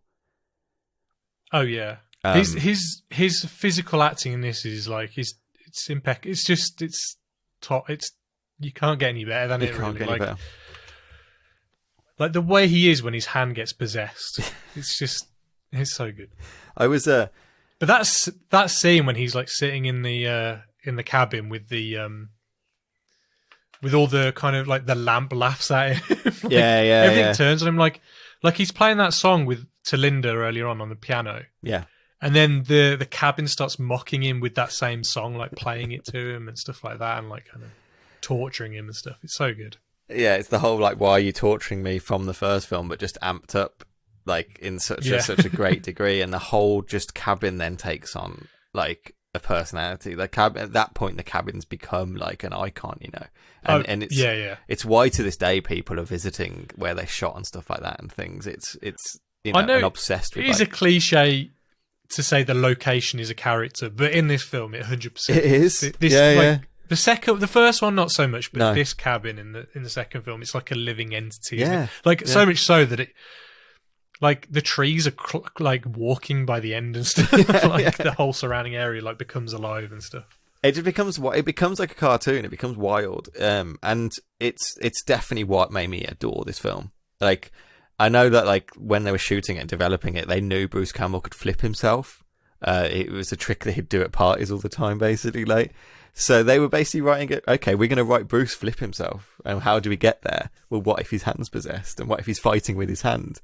And I bet I bet Bruce could fight with his hand. Yeah, I bet he could. Let's just write him fighting with his hand then. Like the way his hand pulls himself across the floor, you feel like that hand is not Bruce Campbell. No. Bruce Campbell is passed out on the floor, and that hand is its own thing, just pulling him along to get to the. What's he trying to get to? Is it trying to get to the chainsaw? Is it the chainsaw, the knife, or something? Yeah. And then he gets the plate, or is that after the plates when he's like smashing himself in the head? It actually might be the plates bit. It's so good. It's so funny. And like, apparently it's Sam voicing the hand. You know, those little noises. It's like that. Like, I love that hand character. It's probably why we keep writing hand characters into stuff. Characters, yeah. We've done way too much. Actually, no, not enough. That's the truth. Well, I mean, like, was this a reference to kind of like the Addams Family, do you reckon? Or something like maybe, that, yeah. And that, obviously, the joke everyone talks about, when he cuts off his hand with a chainsaw, and there's so much blood squirting in Bruce Campbell's face, which is amazing, and he puts it under a bucket, and then the book that goes on top is the farewell to arms. That is just, when that happens, that is, that's 5 stars. Well done. You made a picture. You made a good picture. It's the fact the hand goes into like a mouse hole, like a purpose, like proper like Tom and Jerry, like the arch, like mouse hole in this. You know what I mean? Like, it's like giving them the finger and stuff like that. And it's like when the hand comes back and it's like, oh, you, like it's back. Like, how dare you? Like, Ash is he's such like adaptable character. Like, no matter what happens, he's invested into it. And I just love that about Ash as a character. Like, no matter what ridiculous stuff happens, Ash is like, oh God, this is happening now? Jesus, like, and he's angry about it and annoyed that he's having to take it on and stuff. They amp that up in the third film, I know we're not talking about it, but like when the little Ashes attack him, it's a proper just... the Gulliver's Travel thing. Yeah, it's just like, they amp it up that this character can just adapt and take on whatever happens. Like, Bruce Campbell always described Ash as, like, even in the first film, as an idiot. Because who stays in this cabin? Like who goes? This is where we go on holiday. He's a lot like Homer Simpson. Like in the first one, he's pretty much like a normal guy. Homer's like a normal guy, and then just suddenly devolves into this kind of imbecile that just how does this person even function? And I love the kind of there's no like catchphrases in the first film. There's none of it. And if you ask anyone about Evil Dead and Ash, they're going to say, like, Groovy. They're going to say, Hail to the King. And they're going to say, this is my boomstick, like, you medieval fuckheads, whatever the term he uses. Like, Workshed. Workshed, yeah. Like, it's wonderful. And the fact that, like, I don't know, like, self-parody isn't, like, unusual. But the fact that, like, self-parody became this franchise and became the most loved thing about this franchise is just wonderful. It's a really mark to how brilliant Evil Dead 2 is, and it's one of those. I think this is better than the original. Like it is one of those. I do. Like I just look like so he cuts off Linda's head. And like it's attached to it bites onto his hand. Yes. And the way he's running around with his head attached to his hand, and he's like, he puts her in the vice, and then obviously she's rigged up in this crazy device that's kind of like it's a fake vice that's kind of applied around. It looks so good. It does look so good. Like, and then that must fake vice around her head. Yeah, sure. I was wondering how. And then he goes to get the chainsaw, and then that fucking puppet comes in and just starts cutting himself. But before that, that you see Linda, so after he's buried Linda, he sees her come back alive out of the grave. Yeah, with a Ray Harryhausen. Like stop motion, but it's like a ballet dance. Yeah, and it's so like the animation is actually really good. But my favourite bit is at the end where it kind of goes and it like just leaps off and just fades into the black. It's like, what the fuck. It's so weird. It's so stupid, and it's just it's that like manic energy that makes this film so much fun to watch, and it's what inspired. I don't know, bloody everybody that saw this film was inspired by it in the 80s. I swear, like, I don't know the actual timeline, but Peter Jackson.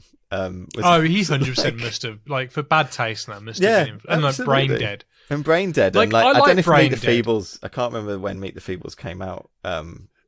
If it's before Evil Dead 2 or not. Let me just check. 1989, no, yeah, so.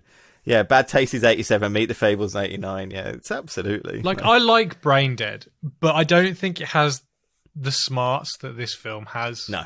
Do you know what I mean? It's kind of a bit one note. Yeah, sure. And like, it's got good gore and stuff like that in it, but it's not as clever as this film. It's absolutely great. This film's remarkable.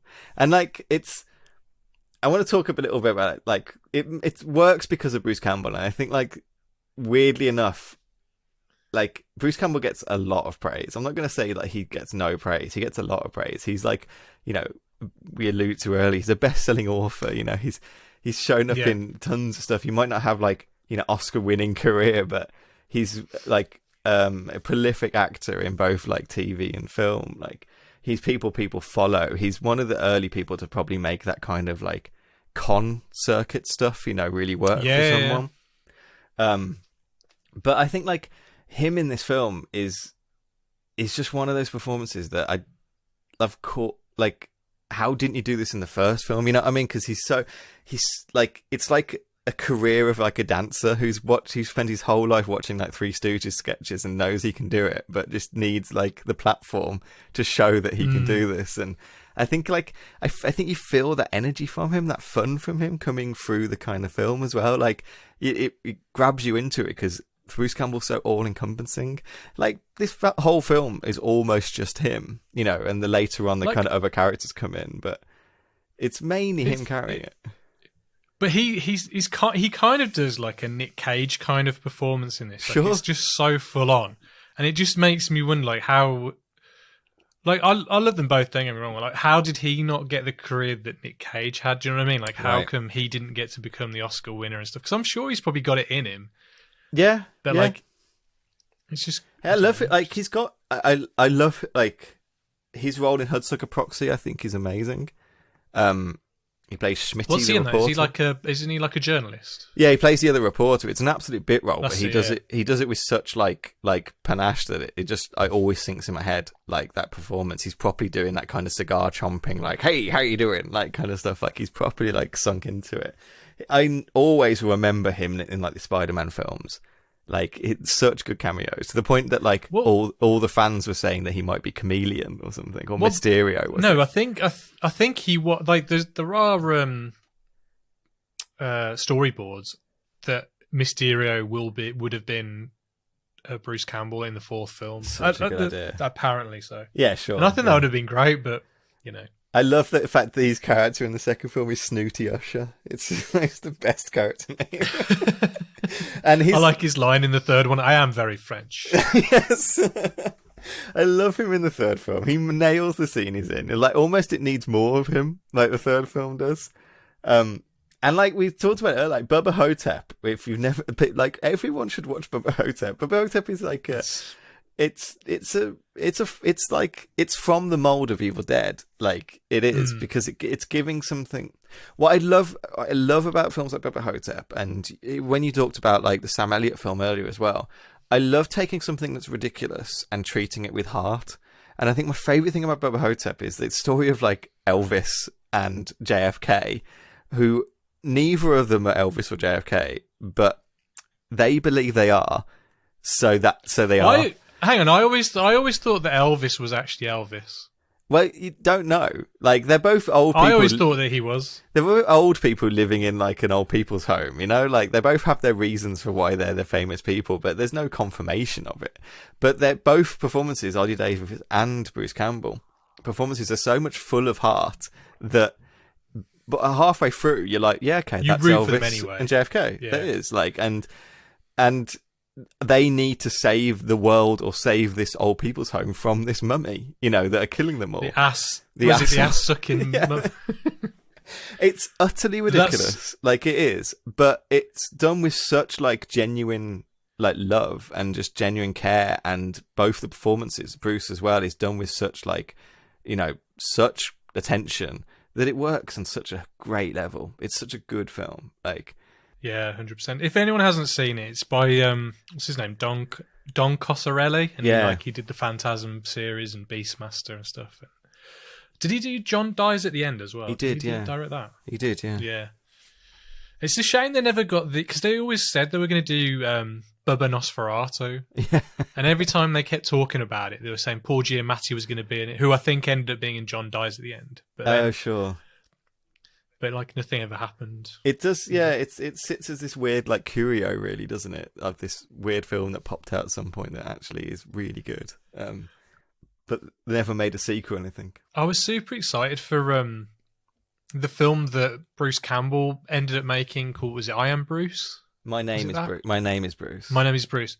And like when that first, I think we were at school when that first idea was being touted. Probably. Like that a bunch of people hire I think the original idea was that a bunch of people. It's almost like Galaxy Quest. Like yes, people it is like Galaxy think Quest, Bruce Campbell. They get Bruce Campbell to kill a monster because they think he kills monsters in real life because they've seen the Evil Dead movies. Yeah, but like, and I was thinking, well, you know, he must have learned a lot from Sam Raimi and stuff like that. But that film it's very flat. Such a shame. Yeah, it's like, that film could have been something. Like I watched Galaxy Quest was on TV the other day. That film works like absolute gangbusters. It's so well done. Yeah. And I thought a film like that with Bruce Campbell, but in a horror setting, would have been amazing. And it would have, yeah. It absolutely, it feels like a no-brainer. Such a wasted potential. Yeah, you're right. You're absolutely right. Maybe in the hands of, say, if like you know, the director of Bubba Hotep did it. Do you know what I mean? It might have been something a bit more. Someone who had a bit more vision, which is a shame because you'd have thought Bruce Campbell would know what he was doing, but because didn't he direct Man with a Screaming Brain as well? Yeah, he did, I think, which is all right, actually. Yeah, they come across very televisual and a bit cheap. Yeah, sure. Whereas I think, and even the same budget in the hands of someone else, they could have probably got something a bit more out of it. Right. Maybe pushed him in a direction, pushed him in a way that he. And where you just need to see, like, looking at like the Evil Dead TV show, which he was greatly involved with. I don't know. I think he probably directed some episodes. I haven't actually looked that up, but it's that TV show is so much fun, and it's so much energy to it, and it's so silly that there's so much you can do with Bruce Campbell on screen and these characters. That there's a reason why, you know, I said it at the beginning. It's such a weird franchise to be like as big as it is, but there's something so endearing about Ash Williams. There's something so endearing about this like dumb guy who's just really good at killing these weird zombie things. It's so and just being able to take anything on the chin, you know, like just being able to kind of whatever kind of ridiculous scenarios going on, both Bruce Campbell and, you know, therefore the character Ash just take it as face value. They don't like they're winking, you know, tongue in cheek at the screen, but they're kind of accepting whatever ridiculousness is going on. The Ash vs. Evil Dead like series is just full of that, but with then like genuine heart. You know, there's genuine like pathos about like kind of what's going on, and it just there's a reason why I think people keep falling in love with this series and falling in love with these characters. Really, were they actually gonna? You know, was it Freddy versus Jason? Was the sequel actually for that really gonna be Freddy versus Jason versus Ash? Was that a genuine? Yes, it was genuine movie. Well, from what I understand, because I was trying to read up on this today, is that Rob Tapert and Sam Raimi basically decided not to do it because they thought it would cheapen their brand. Because they'd always wanted to do an Evil Dead 4, you know, but they were both having huge Hollywood careers, you know, like, well, maybe not Rob Tapert. I don't know, but Sam at least was directing Spider-Man films. You know, he was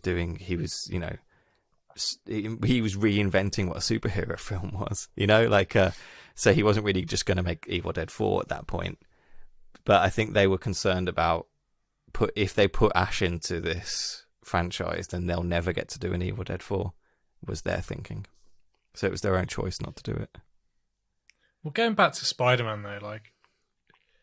Without that film, and I think maybe Batman Begins, you wouldn't have had like Iron Man because they pretty much copied Sam's template and Christopher Nolan's template and mashed them together. Absolutely, and that's the MCU, isn't it? Really, and just he's such a good fit for Spider-Man. I like.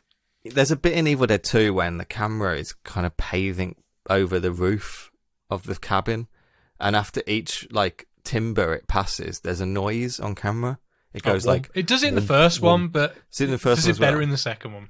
Yeah. And like that's such a like I know it sounds like a little thing to say, but for the camera to be making a noise that doesn't exist for anything else but the camera moving, like, is such a weird decision. But it just speaks to the way that like he has this kineticness to the camera, like just kind of wildness to the camera. Like it's not a character. I wouldn't say that, but it's notable and it's fun, and the idea of just taking Sam Raimi's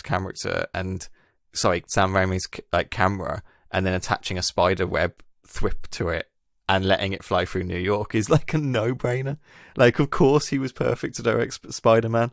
But, like, I even remember the announcement that the Evil Dead guy is going to do Spider-Man. People were losing their mind, you know, like, they just didn't know what this would be. Because, like, Spider-Man's not horror, is basically was their, like, opinion of it. But we talk about Spider-Man a lot. But, yeah, like, it seems like such a no-brainer to let him do that, and it worked so well. I love the bit, though, where Henrietta's head pops out, and it's kind of already turns this weird kind of, like, skull monkey thing. Yeah. It slams down on it, and the eye pops out. They like travels across the screen, which I think we tried to copy in one of our films and have it land in a snooker, in the snooker pocket. Yeah, that's right. Yeah, did we actually do that? Yeah, we did that shot in the film. No one's ever seen it because we never put the film out. But yeah, we did film it.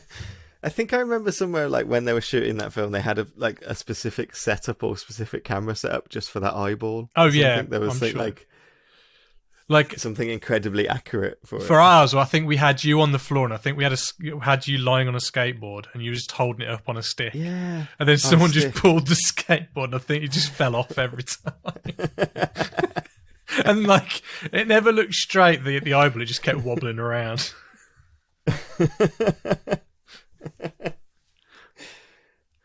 But it just goes to show how, like, influential these films are, that we just, like, there's so much to mine from in this film. Absolutely. This you know. And that's like, it just, there's such wild, like, creativity in this. Like, and I guess, like, we're not really talking about the plot because it doesn't massively matter, because it's just it's like a film full of, like, just moments, you know, like, and these kind of crazy set pieces, or like set up gags and bits of, like, prosthetic and bits of gore and things like that, with just Bruce Campbell being thrown about through them. It's so just delightful to watch, and it was I mean, that translated, it was a huge hit, you know. It was a huge hit that's kind of lasted as well. Well, I mean, he's kind of, like, they gave Ash, like, you know, like how Indiana Jones has got that kind of silhouette of, like, the hat and then the whip in the hand, or you got Batman with the horns. You've kind of got Ash with the chainsaw hand and the boomstick, like, on his shoulder. Like, you just see that. The if blue you saw shirt a silhouette and the of kind that, of straps. But even if you just saw a silhouette of it, you know that's Ash, like, straight away. Like, the moment, like, that's right. The moment he goes back to the workshop to kind of to make this arm rig for his hand, and he goes into the, I can't remember if he's at that point he's already kind of turned into the monster version of him again. Yeah, he has. So you get this whole thing where he's in the cellar, he gets possessed, he starts killing them. Bobby Joe gets dragged into the cellar. Does he kill? I don't think he kills anyone as evil Ash, though, does he? I think he does kill someone. I don't think so. Or does someone kill someone else thinking it's him? Yeah, she kills Jake with the big the skull dagger thing. Yes, that's right. At least stabs him in the chest with it. And then Ash finds the Linda's necklace, and that kind of, that's what changes him back. Yeah, turns him back. Yeah.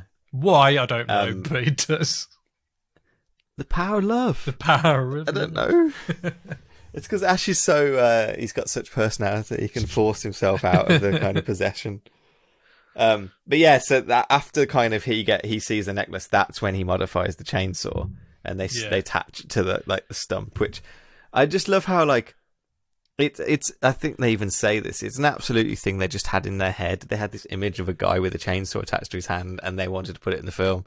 No matter how impractical and heavy that would be to have a chainsaw there, or how, like, it'd be so hard to swing it or whatever. Oh, God. It doesn't matter at all. Like, it just doesn't matter at all. Video gamey it gets when he goes into the cellar. Like, the cellar can't be that big, but they're going in there to kind of get all the pieces of the pages of the book. Yeah, they're just collecting the translated pages. Yeah. Because it comes a race to kind of read the pages to banish the Deadites, which is different from the first film, because the first film they just kind of burn the book. You just throws the book. I love that, though, because we actually ripped that off in our film, because you had, if But I remember you had like you had a DVD of one of the Evil Dead films, and it was like a rubberized version of the Book of the Dead, which we used a lot in our film.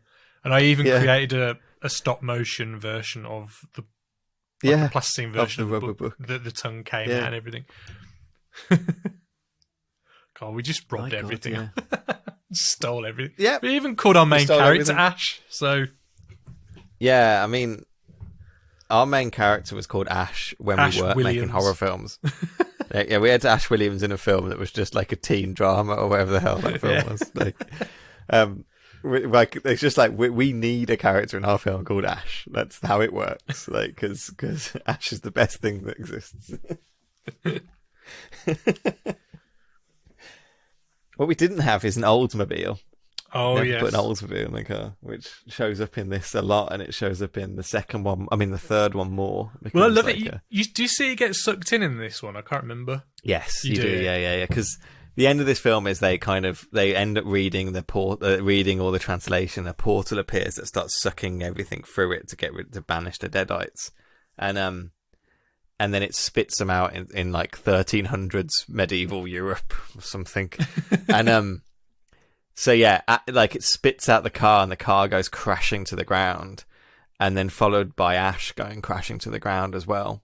And it's such a wonderful finish, like, because there's this kind of harpy kind of Deadite that's kind of flying around, like terrorizing these knights.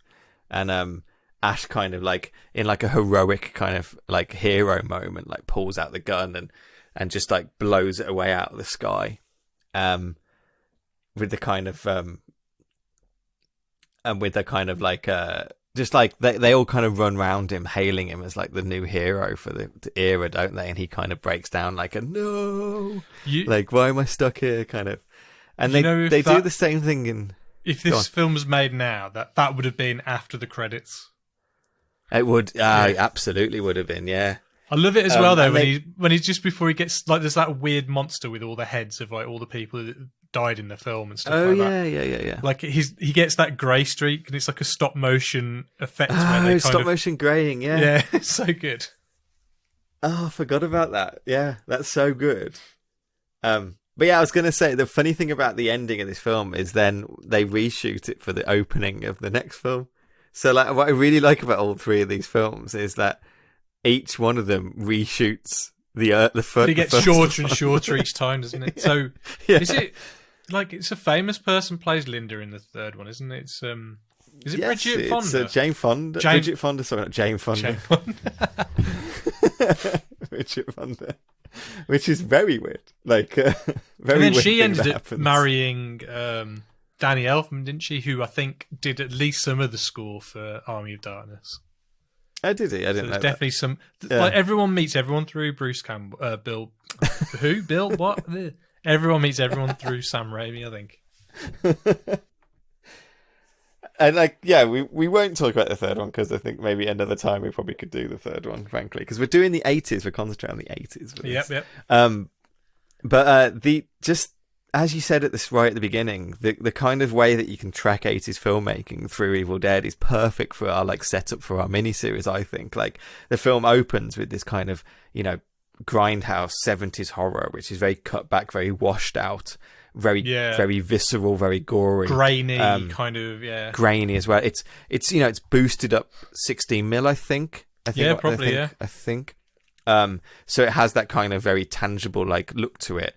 Then by the time you get to 1987, which is like towards the end of the 80s, it's just excess. Yeah, it's big, it's loud. It's not just a horror film; it's a franchise at this point. You've got a lead character that it's a merchandisable character that, as you say, recognizable silhouette. Costumable. You could play this character in Halloween. He can sell toys with his face based on it. He's got catchphrases. He says, I think you start getting the catchphrases through this. It gets more in the third film, but you start getting groovy. You start getting like lines that he screams in this. You start getting things like the hand as a separate character and stuff. You talked about it earlier, but when the mirror attacks him in this, rather in the first film, you just got a creepy like mirror effect. In this one, there's a second Ash come through it. All that starts happening in this film, and it's such a product of 80s filmmaking that is such like a microcosm of what the 80s does to filmmaking, that pushes everything through this kind of like money, merchandise, franchise, characters, like excess and gloss as well. But like what you were saying when you introduced, you said, you know, there's board games, there's comic books, there's a bloody stage show of it, there's video games. But it felt like it was like for almost 10 years, it was very quiet until maybe the late 90s, and probably just people caught up to it, or something happened, maybe DVD or something. But like, maybe that was maybe Evil Dead was like, maybe it was like it was first released uncut or something. I don't know, but like, yeah, I think you're right. I think it's basically when like it got dropped from any censorship acts, it started getting releases, and people were desperate to own it. They wanted to own it, and I don't know another film that's got so many editions of it released, you know, like as you say, I had that edition which is like the Necronomicon in a rubber book, and 4K steelbook, special editions, recuts, like I think there's 4Ks of this film. Is incredible. Like, I know. And they keep pushing out, and there's such a vigor, and this is you know, like, this is why the horror community is wonderful, because they love this stuff, you know. They're such like they're great fans, you know, like they want stuff, and they want to own it, they want to support it, and they want to help it because they want more stuff of that to be made, you know. And Evil Dead just, I don't know how, but it managed to ride that. As you say, it was dormant. At some point it managed to ride it and really become like a franchise that I think for us, we were properly on that like wave. They managed to start spitting everything out in when we were like teenagers that wanted it, you know, and we were interested in it, and made us want to make films as well, more than anything else, I think. But it's weird because it still lies on the fringe of, like, you know, you've got your Halloween and your, you know, Friday the 13th, which, you know, there's still like Halloween's still being made, and it's still, you know, whenever it comes out, it's like the #1 film in the box office and stuff. Why didn't Evil Dead? Why is it always like just been like? But do you know what I mean? It's always just kind of, it's never. It's kind of still like it's kind of still, what's the word? It kind of still like maintains that cultiness to it, doesn't it? Like it's never gonna not be culty. It's gonna always hit that target, no matter how much gets released. And I know computer games coming out next year. Did you see the trailer for that? No. Literally 3 days ago, there was a trailer for the Evil Dead computer game that's coming out next year. Like, and it looks like I think it's merchandising itself as a proper sequel, like Evil Dead 4 or whatever. I remember the one you had on the PlayStation, and it was like, I think it was almost like Resident Evil set camera angles, and it was just, it was unplayable. It was unplayable. I'm not saying this computer game would be good, but they keep making stuff about it. It's called Evil Dead the Game. Actually, it's meant to be coming out this year, but it's you know, PlayStation 5, Xbox XS, PlayStation 4, Xbox One, Nintendo Switch, Microsoft Windows. Like it stars Bruce Campbell. It stars Dana Di Lorenzo from the TV show. It stars Ray Santiago from the TV show. So it's meant to be like it's got cooperative play and player versus and stuff. So it's meant to be like a proper sequel. I don't know. It might be good. It might be not good. But it's not even the point. It's just like, this is what Evil Dead is. It's a franchise that in some way will keep publishing. But also, it's a horror franchise that's not like sold on its villain. It's sold on its hero, which is totally hero. It's complete opposite of what every other horror franchise is about.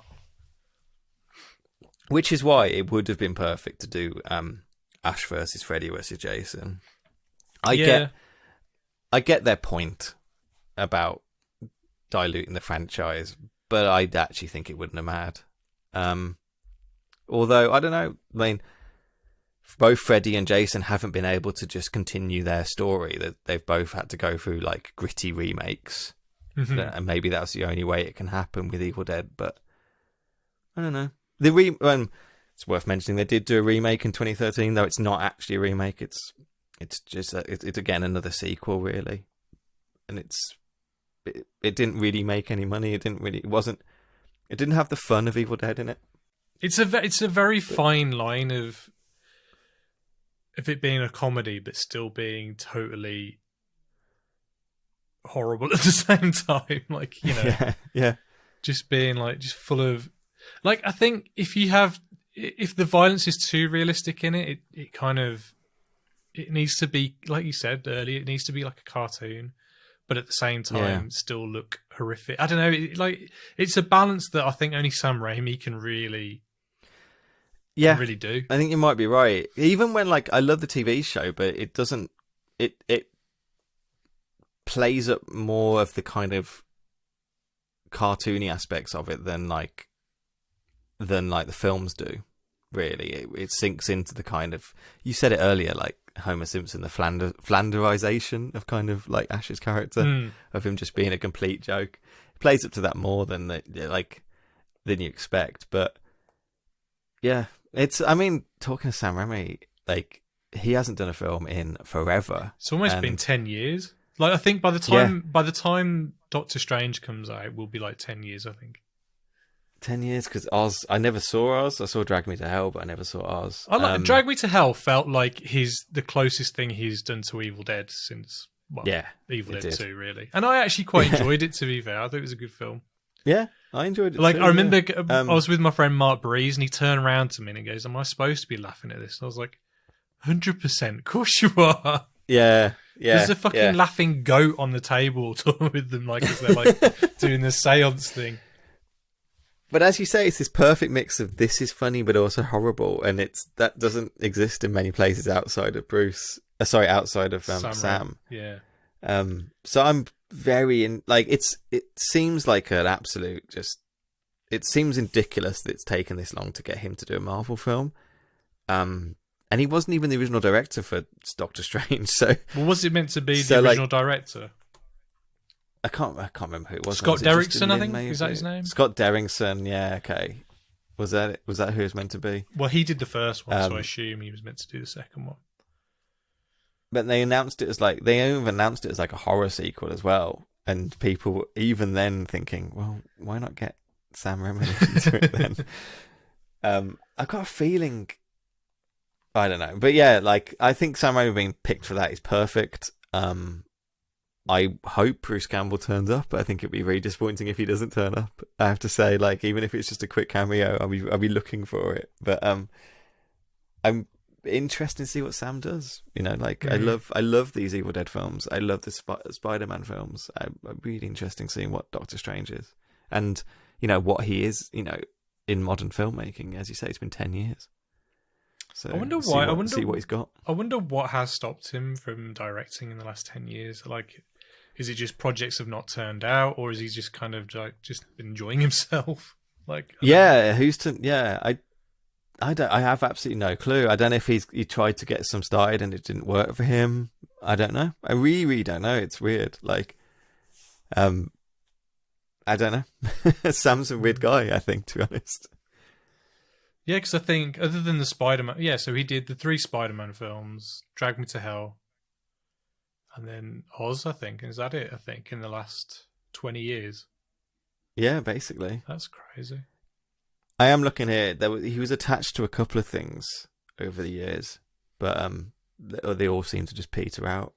I have a feeling he was on the shortlist to do the Hobbit films. I feel like that was a thing. That makes sense, especially with Del Toro doing it. First, that would have been interesting.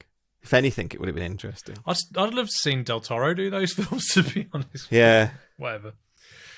I feel like Sam's never going to make something completely boring, you know. So Oz wasn't great, if I'm honest. I've heard that. Like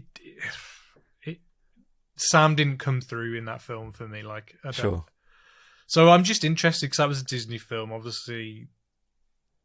Doctor Strange is a Disney film. I'm just interested to see how far he can go with that. Like, yeah, because he did some great stuff with Spider-Man. Like, there's that one sequence when Dr. Octavius wakes up on the table. It's such an Evil Dead sequence where, like, all the, you know, his arms come alive, and they've all got, like, his arms have all got different personalities and stuff like that, and they're kind of like all murdering all the doctors around him and stuff.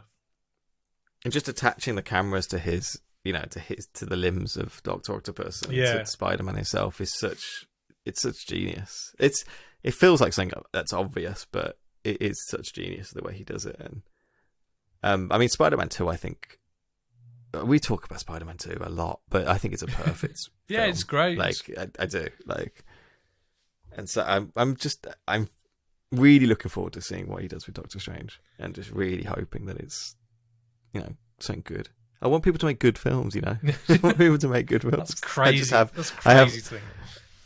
I never go into something going, I'm bored of this, I don't want it to be good. I want it to be good. I want things to be good. Yeah, 100%. Is there any more thoughts about Evil Dead? I just wanted to mention the music briefly, because like the first one, it's kind of almost like the music sounds. I was listening to it and I was like, this reminds me of something, and it kind of reminded me of Cats. It's kind of got that weird synth kind of music, and then the second one, it's kind of it. So the second one has more of like that, like that kind of like vaudevillian kind of stuff going on through it, like now and again and stuff like that. The same guy did both scores though. It's what's his name? It's what the fuck's the name? Where's it gone? Oh, Joe Ludka. Okay, yeah. And he did all three of them. Don't know if he did the third one because I know that the March of the Dead, the actual music was written. That theme was written by Danny Elfman. He didn't do the whole score, but You said, yeah. Army of Darkness. Let's have a look. Music by same guy. Cool. The third one was actually the cinematographer was Bill Pope on that one, who then did like the Matrix films, and I think at least the two Spider-Man sequels. So okay, cool. And he brings his Ivan Raimi wrote those, and I think he may have worked on some of the other Evil Dead films and stuff. So he kind of has kept. He kind of kept like a little crew together. Little crew, yeah.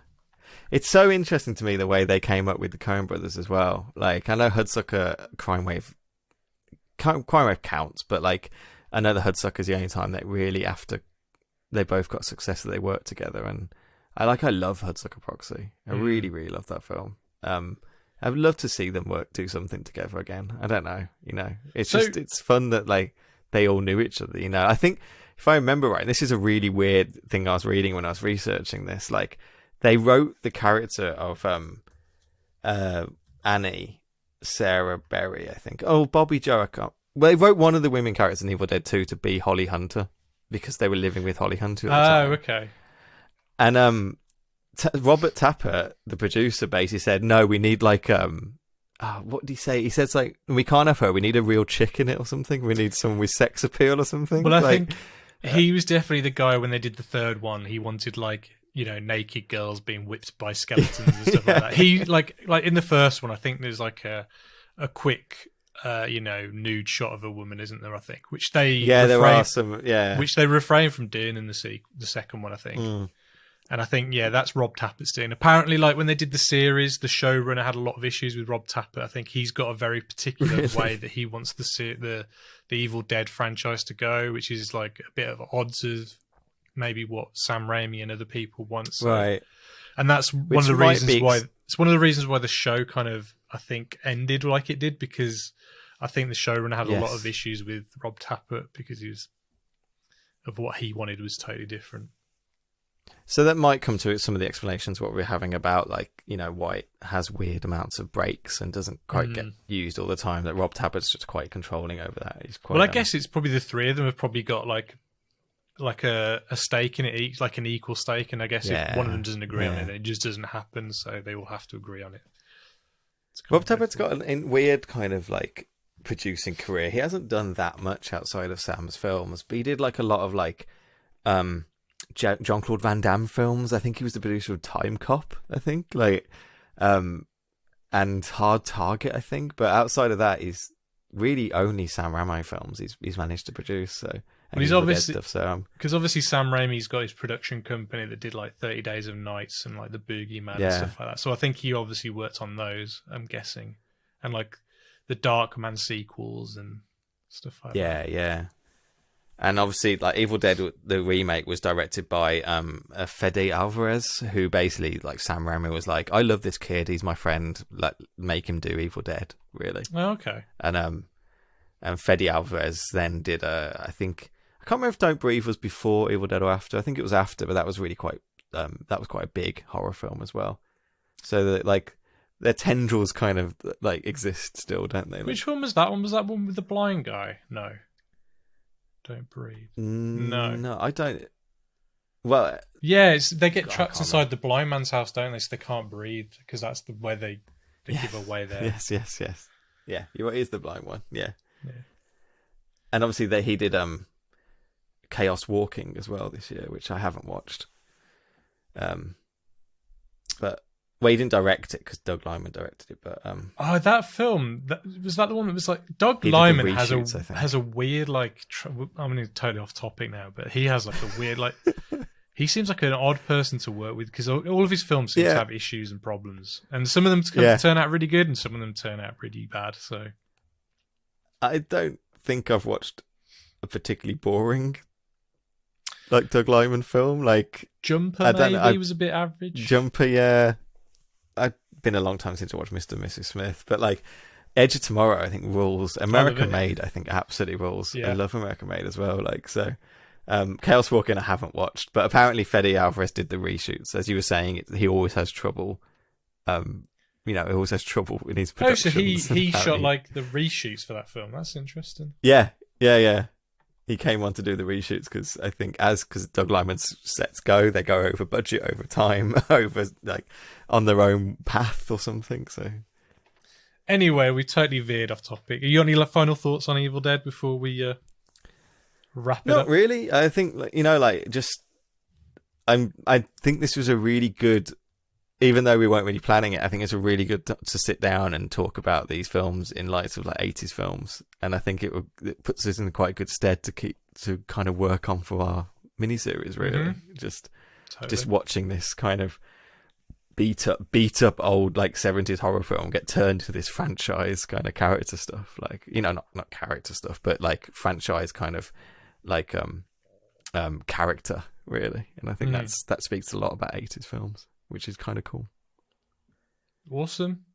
So what are we going to be talking about next week when we're actually back on track, on target?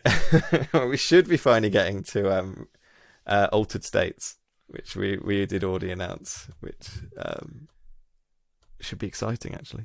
Yeah, James join us hopefully. So yeah. Yep. All right, well, thanks for listening, everyone. And please don't forget to rate, review, and subscribe on whatever you listen to us on, be that Apple Podcast, Stitcher, YouTube, Amazon Music, whatever you listen to us on. Please rate, review, and subscribe. Do all the things I said. That would be great. And you can reach out to us on Twitter. We are at AdjustYourTrack with a YR, not a your. And please don't forget, if the picture's bad, always adjust your tracking.